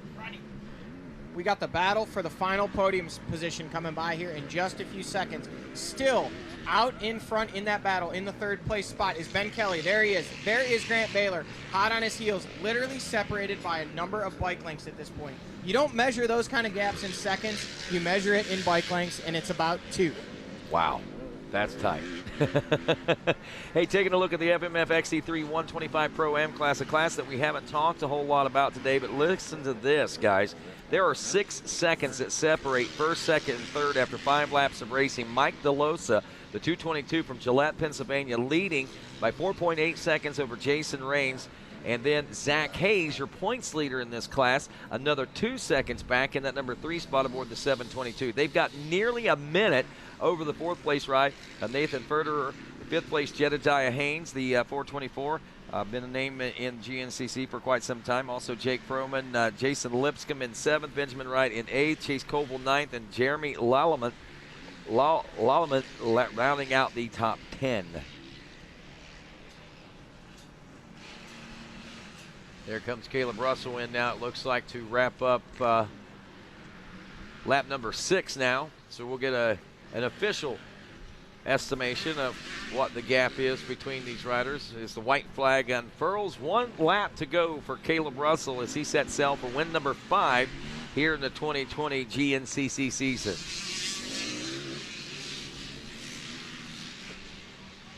Caleb, a little dance on the tail end of the bike. He looks back over his shoulder once again just to see if Josh Strang happens to be closing gap. And the official word says the gap is now 19.6 seconds. So he's maintaining that 20-second deficit between he and first place position. So looking at the lap times, there's about only a second difference in their time difference on their lap times that time. So they stayed pretty consistent on that last lap, except though we just got a report from our producer. He said that he recorded the gap back in the woods a few miles ago, and it was 30 seconds. So what we were seeing and what we were feeling there a few moments ago was relative to exactly what was going on. It's just that Josh has regained that 10 seconds back. You know, another thing that's going on here, Rodney, and I heard you guys speaking about this just a few moments ago, this track surface is ever-changing. Yeah. You know, it's hard pack, it's slick, and then add that to that. I can tell you, being out there walking around, that little bit of a drizzle that we had was just enough that it made some of these corners unexpectedly slick. We had guys coming into the pro pits and just washing their front ends and falling, some lap riders, but nonetheless, we see Josh Strang. So now these guys, to find traction, are kind of going to those outer edges, ending up in, as Rodney put it, the powder burns. So, last lap, you got to watch for those air filters. Sounds like we got Stu Baylor standing trackside again. Stu? Here came Caleb Russell, and I've got the, well, it looks like we can just look at the pit board here on the KTM mechanic at 19 seconds. I don't doubt that's changed since the finish line, obviously only 1 mile in. But Josh Strang still on rails, nailing his marks. Both of these guys, they don't look like they're pushing through this section because this is a section you cannot push on. This side of the track is very slick, very greasy, icy. The whole way through here, you've got to be very patient, and Josh knows that you can't throw it away here in the last lap. He's hoping that Caleb will make that mistake, I'm sure. That gap is maintained, and he's got to know he can't reel him in at this point unless something goes wrong. So he's just got to nail his lines, ride his race, and focus on finishing. All righty, thanks a lot, Stu, for that update. Johnny, you saw something interesting at the finish line. Coming through the finish, Rodney, check your monitor and check those times. Ben Kelly in the third place spot and hot on his heels. Grant Baylor just a fraction of inches behind him. 1.5 seconds is what the tail of the tape says on the timing and scoring. Ben Kelly is now make it 2 minutes. 1 minute 59.9 seconds deficit between up to second place. There they are on screen. So, you know, that battle is going to continue. Those guys have got 1 lap, 11.5 miles of throwdown, hoedown coming ahead of them. And we're going to see the battle of Grant Baylor versus Ben Kelly.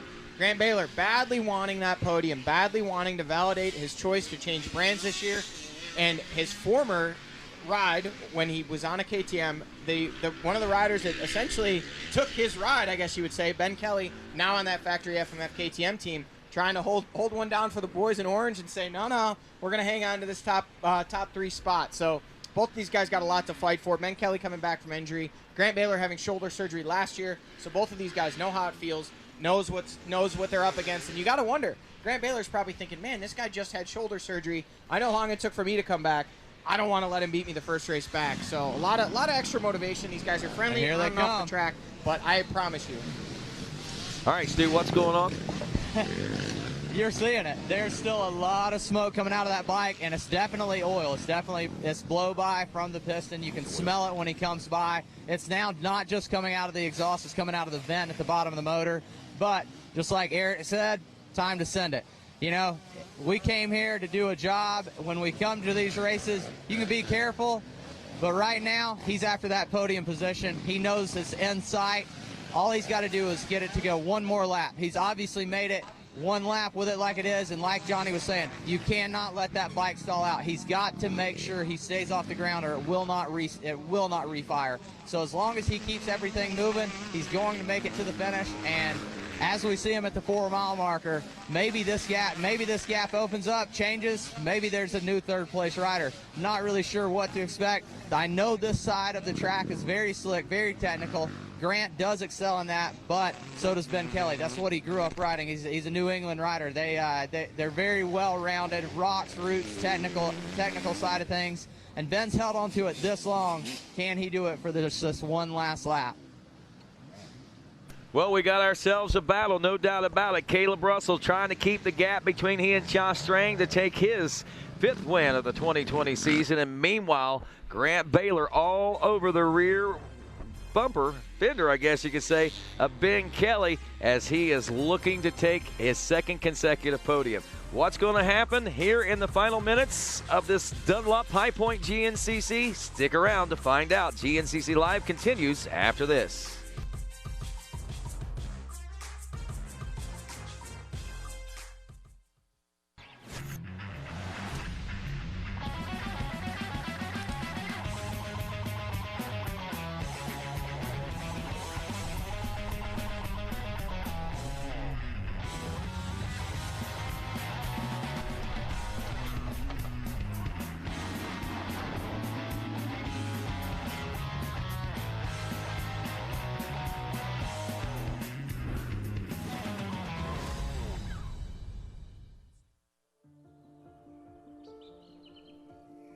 When you crave the canyon passes, rocky trails, rutted tracks, the podiums and personal records, it becomes part of you.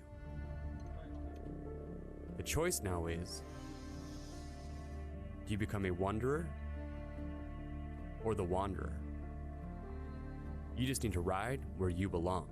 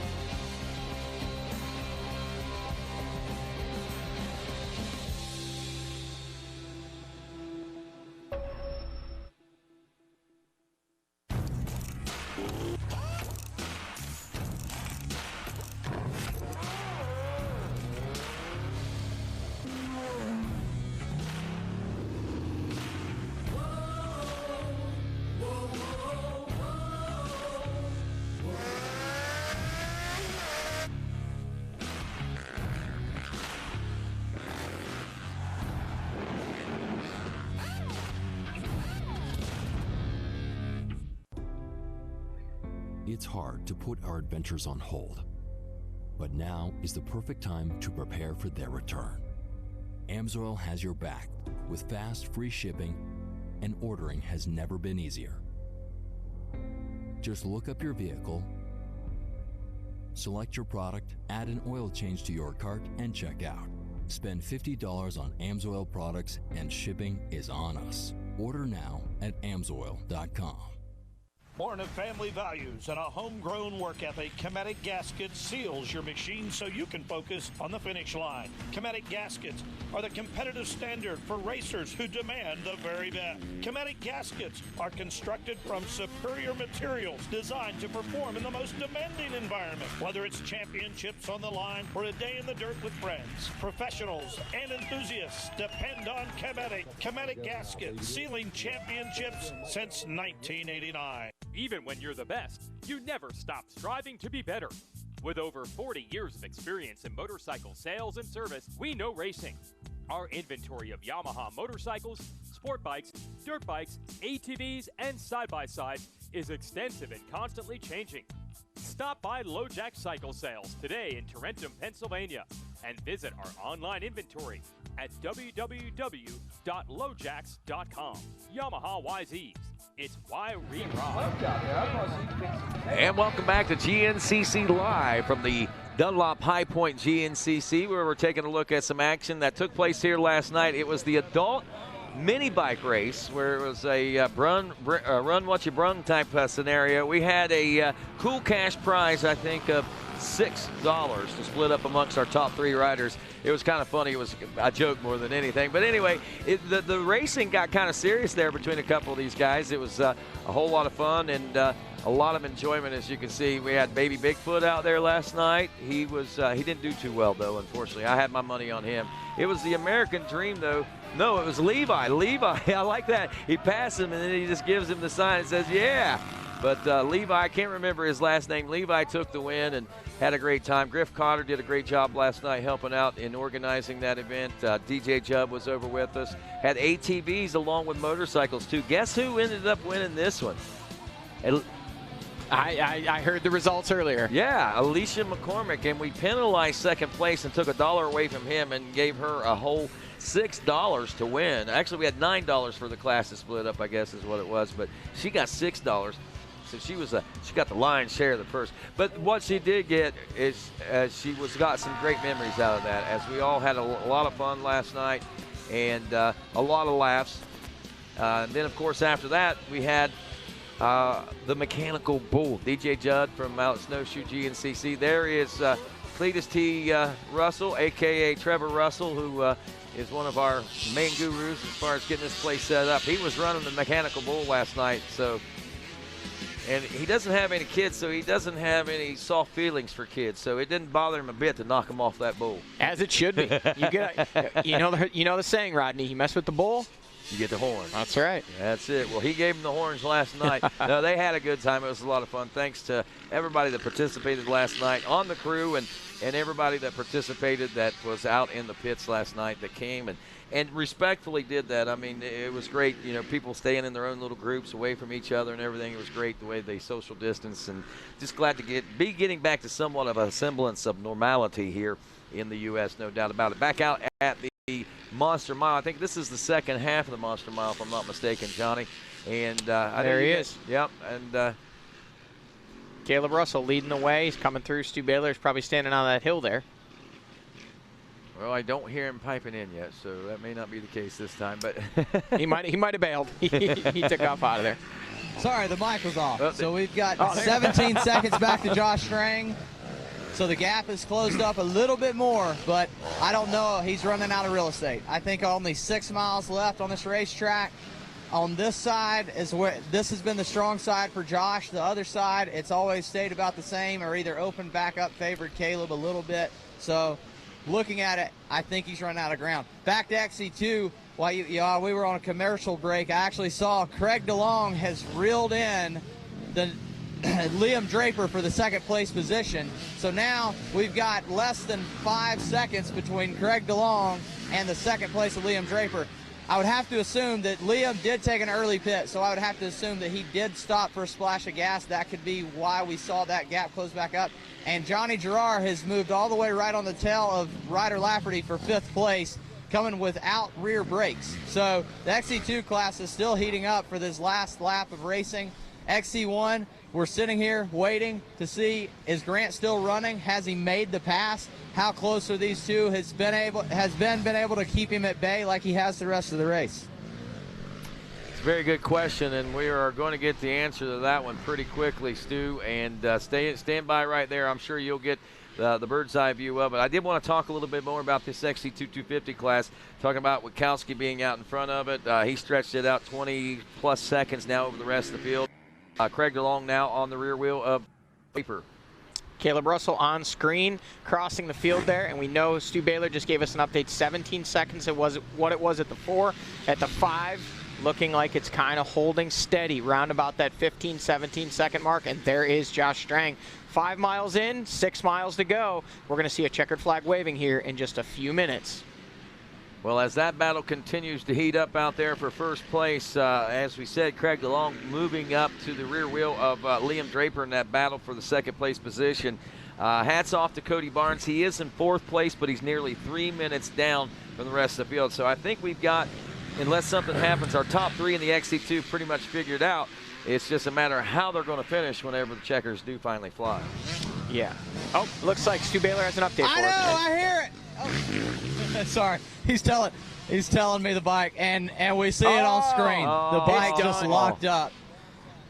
So Grant is out Baylor's on camera, and the motor, as it came by, I heard when he let off the gas, it was locking up. You could hear the timing chain locking up, and that was all she wrote.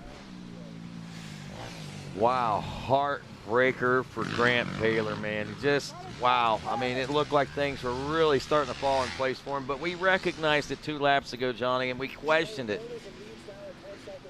Oh, we're getting and if you're listening, Stu, we just got a lead that Josh has got pulled to within 10 seconds of Caleb Russell now, so if you can find another vantage point on the track. We're going to see him here in just a minute. What mile marker are these guys? I'm going to take the microphone and stand somewhere else. Yeah, they did. They just went past the 6 or the 5, I think. Hey, we just got an update. Alex Teagarden just stopped back in. He was out watching over there, said Caleb Russell went down, and by the time he picked his bike up, Josh Strang was only 10 seconds behind him. So that's where that gap dropped. There is Caleb Russell on screen. He has just come by. We'll see if they are. No, that's not Josh Strang yet. But it's looking like it is still right around that 10-second mark. Still waiting. Still waiting. He stretched it back out a little bit. He must have put the hammer down. That, or maybe Josh ran into some troubles out there too. Oh, okay. Okay, we're waiting on third, so that must not have been Caleb Russell. You had me baited. Yeah, I thought it was. It was just a quick little blur, but nonetheless, 10 seconds, we're being told, is the gap, and it is still Caleb Russell in the lead, but he's hit the deck, back up and running with about a 10-second gap over Josh Strang, which means now Josh Strang is definitely going to be able to see him in those fields, and that's going to be like the carrot just dangling there, saying, hey, you want 2 wins in a row? Come get me. You know what? And it might be just the inspiration that he needs, because just like you said, you want 2 wins in a row. He knows how far back he was. He knows that he's tracked Caleb Russell down, and he knows when he sees him that, I know when he sees him, he's going to feel like, I got this, I can do this, and he's going to put the head down and charge and try to put that pressure on. Again, though, boy. Wow. This ought to be an interesting. Everybody buckle your seatbelts. The Baylor boys are getting ready to talk to each other. Stu Baylor down in the woods right now with Grant Baylor. So obviously you had an awesome race going. You came from the back of the pack. We know this is not how you wanted to end your day, but surely there's got to be something mentally to know that you can get the podium 2 races in a row, coming from way back to run these guys down and put yourself in a position to strike on the podium again. Take us through what was going on out there and how the track conditions were. Well, yeah, like you said, I didn't have the best start, but I started up there in the front of the pack, and I made my way up to third on the first lap. And, a couple guys were wrecking. It's just super slick. Just you'll have good traction, and out of nowhere it just turns to ice. So a lot of guys were going down early on, and, I think I went down about twice a lap every lap. Just about. I mean, it was pretty hectic out there, but, about 2 laps ago, the bike just started to lose power a little bit, and started trying to limp it in, but we made it to here, just 6 miles from the finish probably. So it's not where we want to be, but like you said, there's definitely some positives to take from the day. Like, I feel like if I wasn't wrecking twice a lap and getting dusted out, I would, as soon as I was passing those guys, I would wreck, and they'd get back in front of me, and I'd pass them again. So I mean, I felt like today I felt like I really had it. I felt like I had it today as long as I would have had the start, but I missed the start and got dusted out and went down.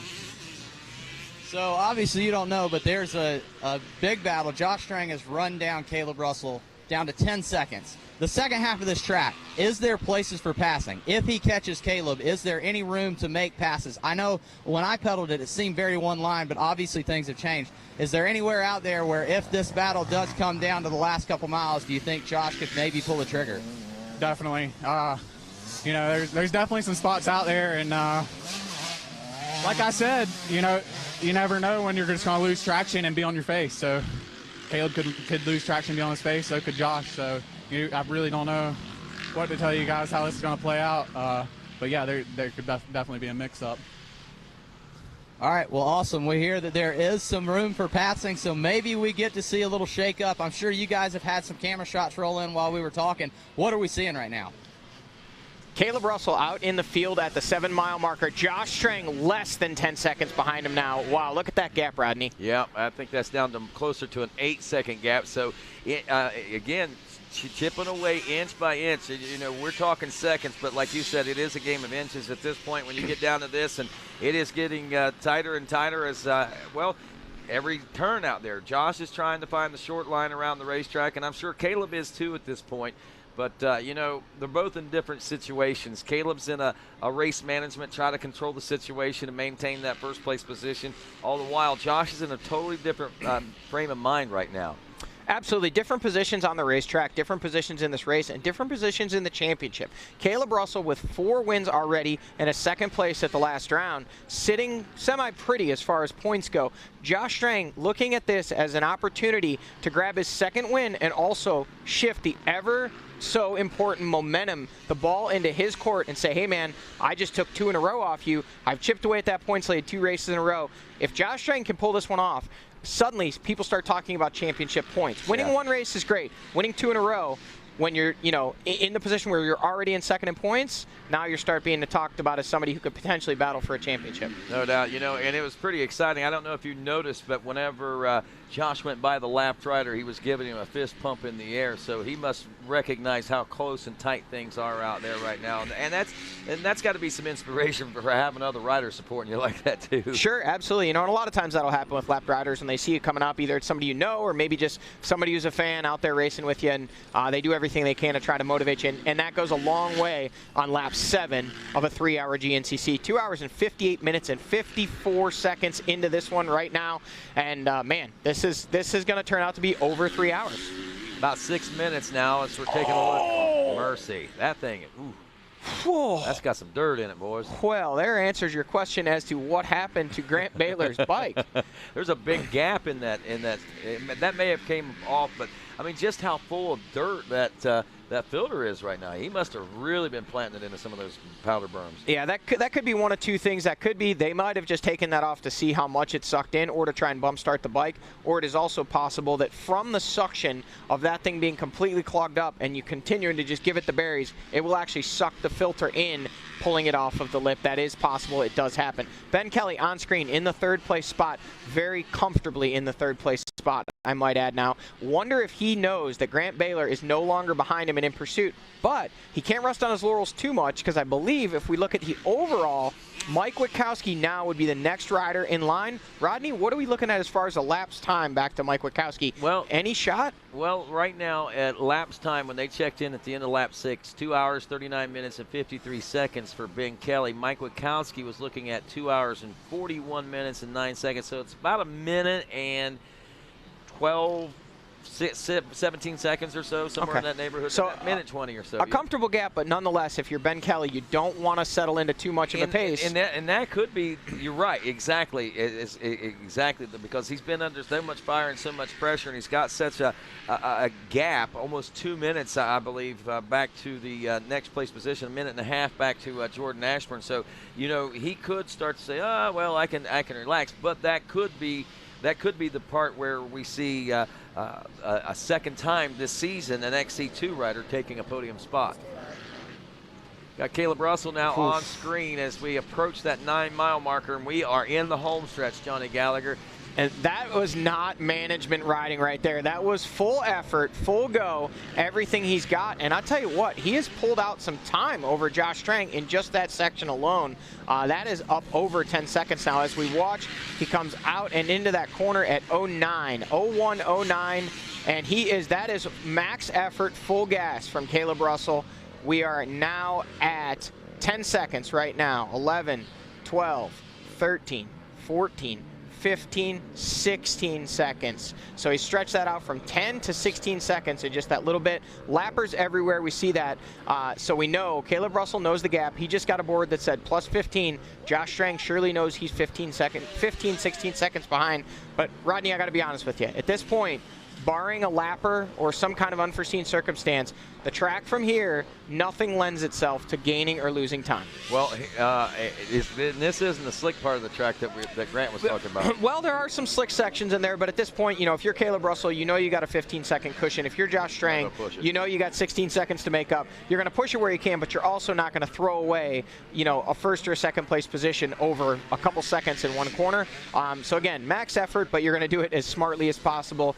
Again, no crystal ball here. We don't know how this one's going to play out, but I got to believe at the 9-mile marker, Josh Strang is running out of real estate if he wants to run down the #1 machine of Caleb Russell. Well, I'll tell you, it's still going to take a lot away from this one today, Josh Strang can, because we've seen him shrink that gap on several different occasions, but the biggest point to all this, I think, is the fact that he came, like you said, from way back. He had a bad start, couldn't get the machine to fire.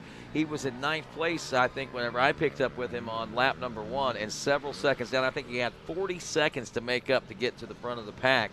He's bridged pretty much that entire gap throughout this race, and that's a lot to be excited about, I think, heading into our next round, which will be at John Penton GNCC over in Millfield, Ohio. Absolutely. It's been a great year for Josh Strang. I mean, on the podium every round, grabbing a win at the last round. And if you look at the gaps, he's been kind of just inching it in little by little each race. Obviously, last race getting the win, and then to be right there again battling for it this race. I mean, surely he's got to be just absolutely thrilled, as does his Babbitt's Online Monster Energy Kawasaki team. They have to be thrilled with the way things are going in 2020. Right, just a bit of information that I wanted to throw out all race, and just remember to do it again. I want to get it before these checkers come out. But, Johnny, last time we ran technically a High Point GNCC was 2002. Do you remember who won?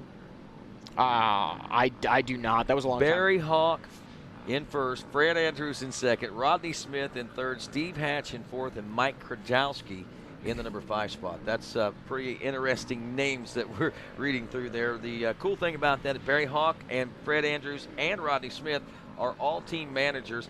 Steve Hatch is a training guru as well. They're still in the industry as well. Yeah, absolutely. Basically everybody with the exception of Mike Kudrowski is here today. They are. Yeah. You're right, absolutely.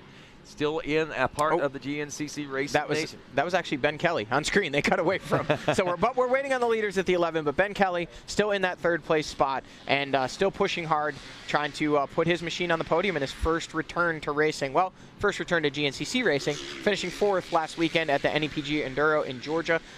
So he was back to action, but this is his first return to GNCC racing since trying to race the opening round of GNCC at Big Buck, was unable to do so with that injured shoulder. There he is, Caleb Russell, Rodney. Caleb Russell, just over 3 hours and 4 minutes, working on 3 hours and 5 minutes as we make the drive to the finish line checkers, and win number 65 as far as career wins go for Caleb Russell. It'll be his 5th win of the 2020 season, and here he is, final few turns as Caleb Russell makes his way in, winding through these chicanes, as he will see the final turns approaching very quickly. And as he does, a fist in the air as he takes the number 1 position and win number 5 for 2020, win number 65 in his illustrious career, as we celebrate down at the finish line with Caleb Russell.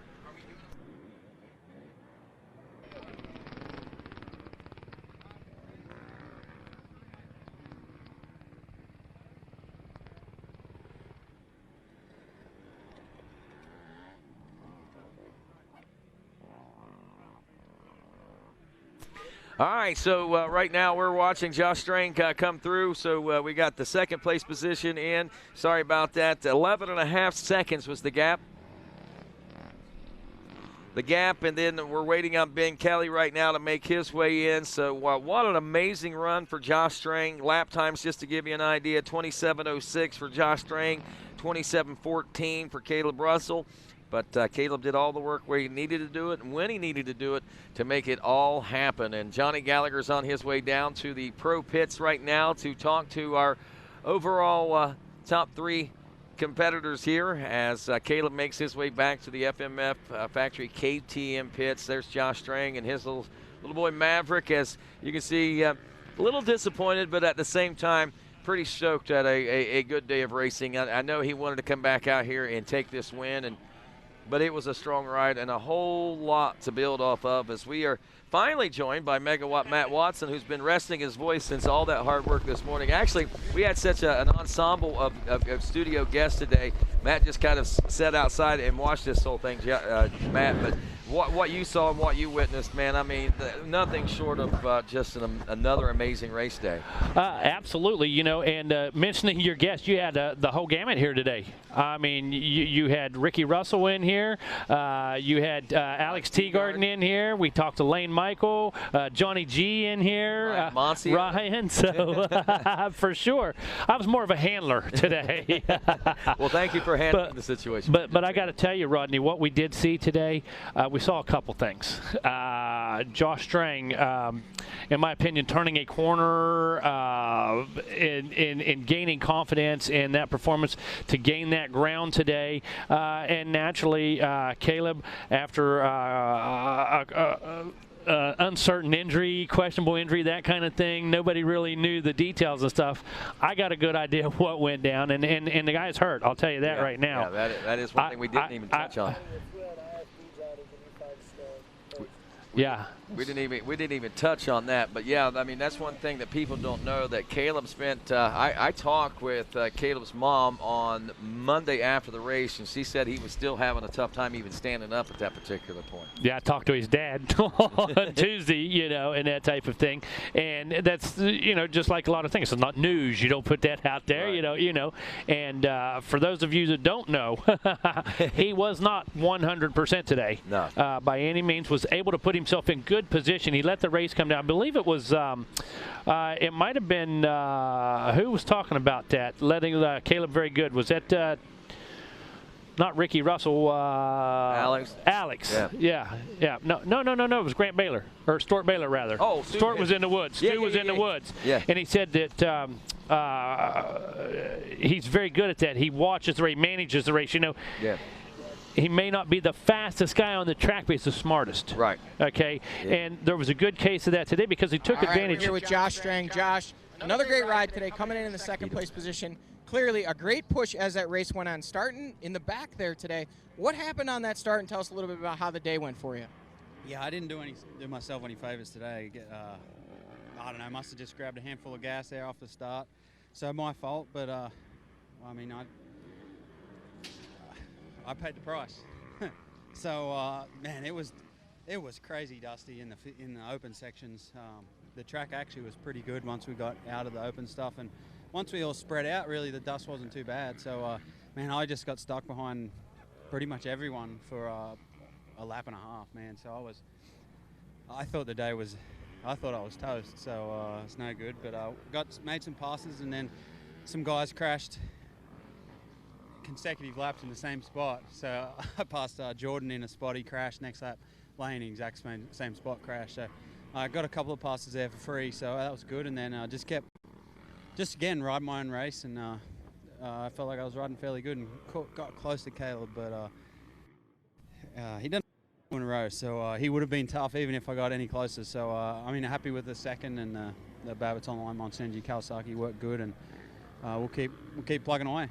So about that working through the pack, where once you get to second, Lane Michael goes down, you get that second place position. From that point on, the rest of the race, so nearly 2 hours worth, are you just living on pit boards at that point? Are you reacting to what the gaps are? Are you just kind of really not minding what the gap is and just keeping a steady pace? I was trying to push. Once I got into second, I was trying to figure out how far, if it was a minute, it would have been almost impossible to catch up. But I think it might have been 30 seconds or something. So, I mean, especially with the dust, if Caleb got in the dust with some lappers or something, it definitely was possible. And so I was just doing my own thing, and if I was catching up, then that was good. And there's a lot of orange guys on the track, so I could I'd see a couple of pit boards that weren't supposed to be seen. So I was getting some extra lap time advice from some pit boards I saw. So I don't know, man. Just do my own thing, and had besides what I can do about it, you know. Absolutely, and we don't know if you know or not, but actually on the last lap, a little bit of a shot of an injection in adrenaline for you.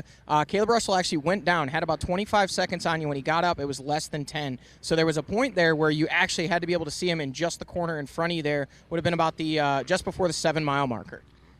Yeah, I guess that's why I caught up to him then. But yeah, that was yeah, I got close, and as close as all I got. So that was it. Well, an excellent ride for you today, and we hear you using that word fun a lot the last 2 years, and suddenly we start seeing you on the podium all the time. At this point, second in points and battling for a championship. How good does this feel? Yeah, it's good, man. Like you said, I keep saying it's fun, and that's what I'm doing. I'm just having fun. And if fun was a 4th or 5th place, I would be disappointed. But as long as I put in the effort and tried to have a good time, then that's a good day. So at the moment I'm having fun, and the riding's going well, so I feel like my results are showing, and I wasn't frustrated for all these years not getting a win, but after the last race getting a win, now second place is a little frustrating. So it's good. I'm enjoying it. It's fun, and hopefully Caleb enjoys it. I wouldn't want to win by minutes every race either, so hopefully I push him along and make him earn his money. Well, there you go, folks. Josh Strang coming back only 14 days after a win, saying he's disappointed to lose this one by such a close gap. And you know what? Josh Strang's having fun. He's motivated. I think we got some more wins coming his way soon. We're going to catch up with the rest of these guys here in just a moment. All righty, thanks a lot, Johnny. I think you're absolutely right. It's funny, Megawatt and I laughing about that because that's one thing that we were talking about, the fact that Josh, a win's not anything less than a win's not going to be any good for you now that you've got that win. I mean, obviously you want those podiums, and a second-place position is good, and he accepts that. But just like he said, he's disappointed because he didn't get the win. I mean, it feels good to win, and he knows it now. Yeah, it's a feeling you want over and over again. Once you experience that, and that's what you expect each and every time out. And we knew that being the competitor Strang was, that was going to be the mentality and the attitude moving forward. And with his ability, he's another one that manages a race well. It's just a matter of time before he does manage that race, and things do come to him, and he gets another win. Well, as we look at it, we know Caleb Russell, Josh Strang, Ben Kelly 1, 2, and 3. Kelly finishing 2 minutes 44 seconds back in the number 3 spot. Jordan Ashburn finishing in 4th, a minute and 58 seconds back of that.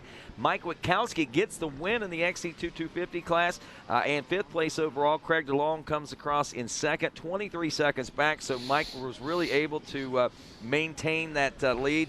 Liam Draper dropping off to the 3rd place position, about 21 seconds back.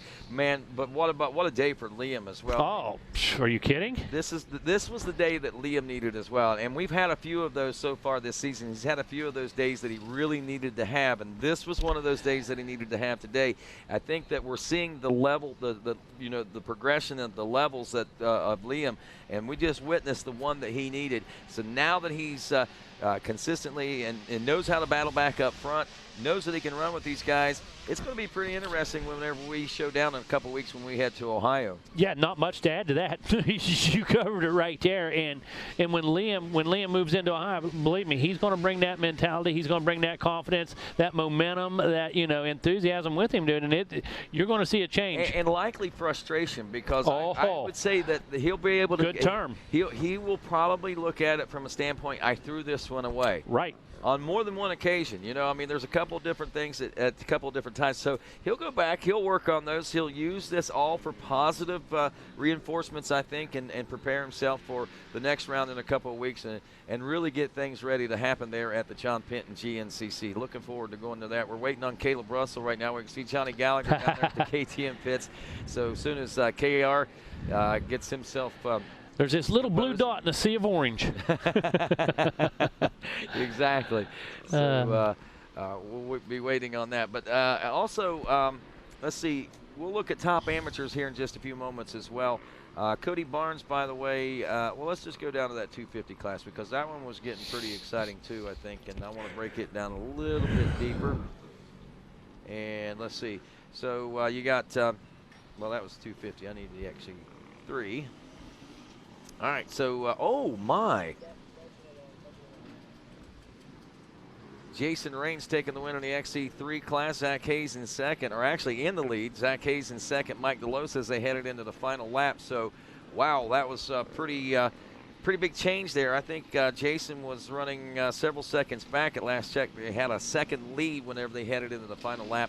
Down in the FMF KTM pits right now, you see Ben Kelly preparing himself for interview. And what a ride that he was able to put forth today, man. First ride back at GNCC. I guess he rode National Enduro last weekend, but first ride back here at GNCC. And, wow, another stellar performance. All right, folks, we're here with Ben Kelly. Off. Ben, 4 months since we've seen you on a GNCC racetrack, coming back with style, putting it on the box today. No more words, put in your words. Yeah, it's been a long time. I was off the bike for 14 weeks, and it happened during the pandemic, so I kind of got lucky with that. Not that it's a good thing, but yeah, I was off the bike for 14 weeks. Got back on 3 weeks ago, and man, dirt bikes are hard. When you don't ride them for a long time, you just don't realize. Come back and just grip strength, everything. But I've been doing all I can, and to come back here and got a pretty good start, and was running up front, just riding the track, doing the best I could, and yeah, just stoked to be on the podium. And Grant was making me work for it there on that last lap. He was catching me and was right on my wheel, but I just stayed strong, and fortunately something happened to him. But yeah, just put in a good final lap and come away with third. I'm stoked. So honestly, what were the expectations coming into today? Obviously, a lot of time off the bike. You raced for the very first time, I believe, last weekend. So, and this being a 3-hour race, very different from what you did 7 days ago. Did you have expectations coming into today? Did we exceed those? Did we meet them? And what's the plan for going forward throughout the rest of 2020? I'd say I met them.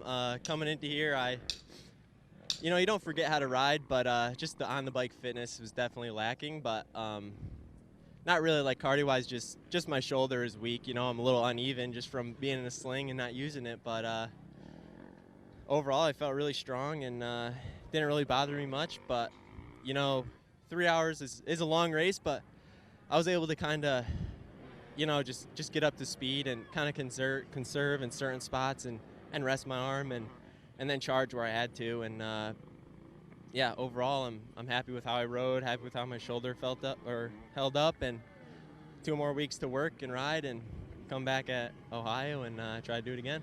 So inquiring minds want to know, what's tougher, trying to hang with Caleb Russell and Josh Strang for 3 hours in a GNCC or trying to hang with Charlie Mullins for 1 hour in a GNCC e-bike race? I don't know, not going to lie. I think my heart rate was definitely higher on the mountain bike race, but, my tongue was hanging in my spokes there, breathing heavy, but this is just so mentally tough, like you have to focus so much and, you can't blink. You blink your eyes and you're in a tree, you're 50 feet farther down the trail, and yeah, it's just hard. You got to hit your marks and muscle around this 200-pound bike or whatever, however heavy they are, and so they're both hard in their own way. Got to give credit to both of them. All right, there you go, folks. Ben Kelly back at it and back on the podium right where he left off just a few months ago, and back at it. We'll see more of him certainly here on the podium in the future, and we're going to try and catch up with Caleb Russell in just a moment here. Wow, amazing to say the least. The efforts put forth by Ben Kelly, not only the efforts, but the results that he put forth out there. Interesting question, Johnny, asking about that bike race, but good that he was able to do that then. Oh, good yes. that he was able to go do the National Enduro, and to be able to come out here and do what he did today. Wow, if you're not impressed by this young man before, you should be now for sure. Yeah, because like you said, 14 weeks off, and let me tell you, during that 14 weeks, he wasn't, doing the same things everybody else was during this pandemic by any means. A lot of people took advantage of it. A good time for him to heal? Yes. No races going on. Yeah. But a disadvantage still? Yeah, because he wasn't on the bike. And during those 14 weeks, the competition was still on the bike. But here he comes back to action.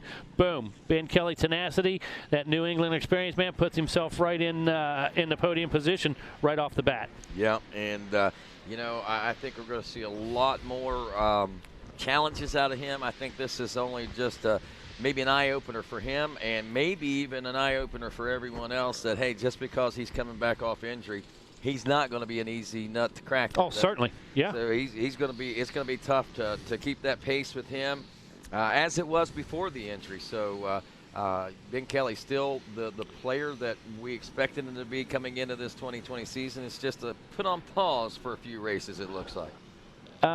Side note, how'd Nelko finish? Nelko was running, I think, 8th place last time I checked. I know he's top 10. Yeah, he was 8th place. Let's see. He will finish at 8th place. Takes an 8th place position. Yep. And overall, just to give you an idea where he's at overall, we'll go up there. Let you know how that all worked out.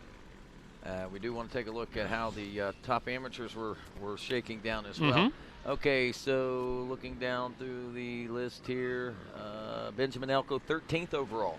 So nice. Yeah, I'm impressed. That's absolutely. The moto guy gets it done out here, top 15 in the overall, at least right now before time adjustments. And speaking of time adjustments, 18th place overall for Brody Johnson, as he has had secured the lead by 42 seconds over Nathaniel Tasha.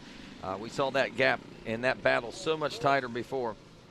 So looks like Caleb has hit the showers already. Win, lose, or draw. It's time to hit, after the race is over. It's time to hit the showers, I guess. These are different times. These are different times. It's the new normal, man. What it is. Well, Megawatt, an amazing day. We saw a great weekend of racing here at High Point Raceway, and looking forward to doing it again in 2 more weeks as we take a look at today's highlights. Caleb Russell and Lane Michael getting off to a strong start out there, and of course as the race wore on, Lane dislocating his shoulder. But the big news today, I think, as much as anything, was Josh Strang and that horrible start that he had, working his way up through the pack all the way up into a second place position. Great battles today in the XC2 class as well, as we saw that battle back there. That was for second place between Liam Draper and Mike Witkowski at that point, and things changed, and Mike Witkowski ends up taking the win. Of course, Grant Baylor was on the push. We saw him right there on the rear wheel of Ben Kelly for third place. His machine blows up on the last lap, so that took him out of the race. But Caleb Russell does it, takes win number 5 on the season and win number 65 as far as his career is concerned. And that's how this day here at the Dunlop High Point GNCC is going to wrap up. Any closing thoughts before we let you go? Other than if you weren't here, you missed it. Amen. That's all I could tell you. What an amazing reunion at High Point. Amen on that. On behalf of us all here at RacerTV.com, Megawatt Matt Watson, Johnny Gallagher, Alex Teagarden, Ryan Amancio, and Ricky Russell, I'm Rodney Tomlin. Alex Teagarden. I said it. Okay. Have a great day, everybody. God bless you.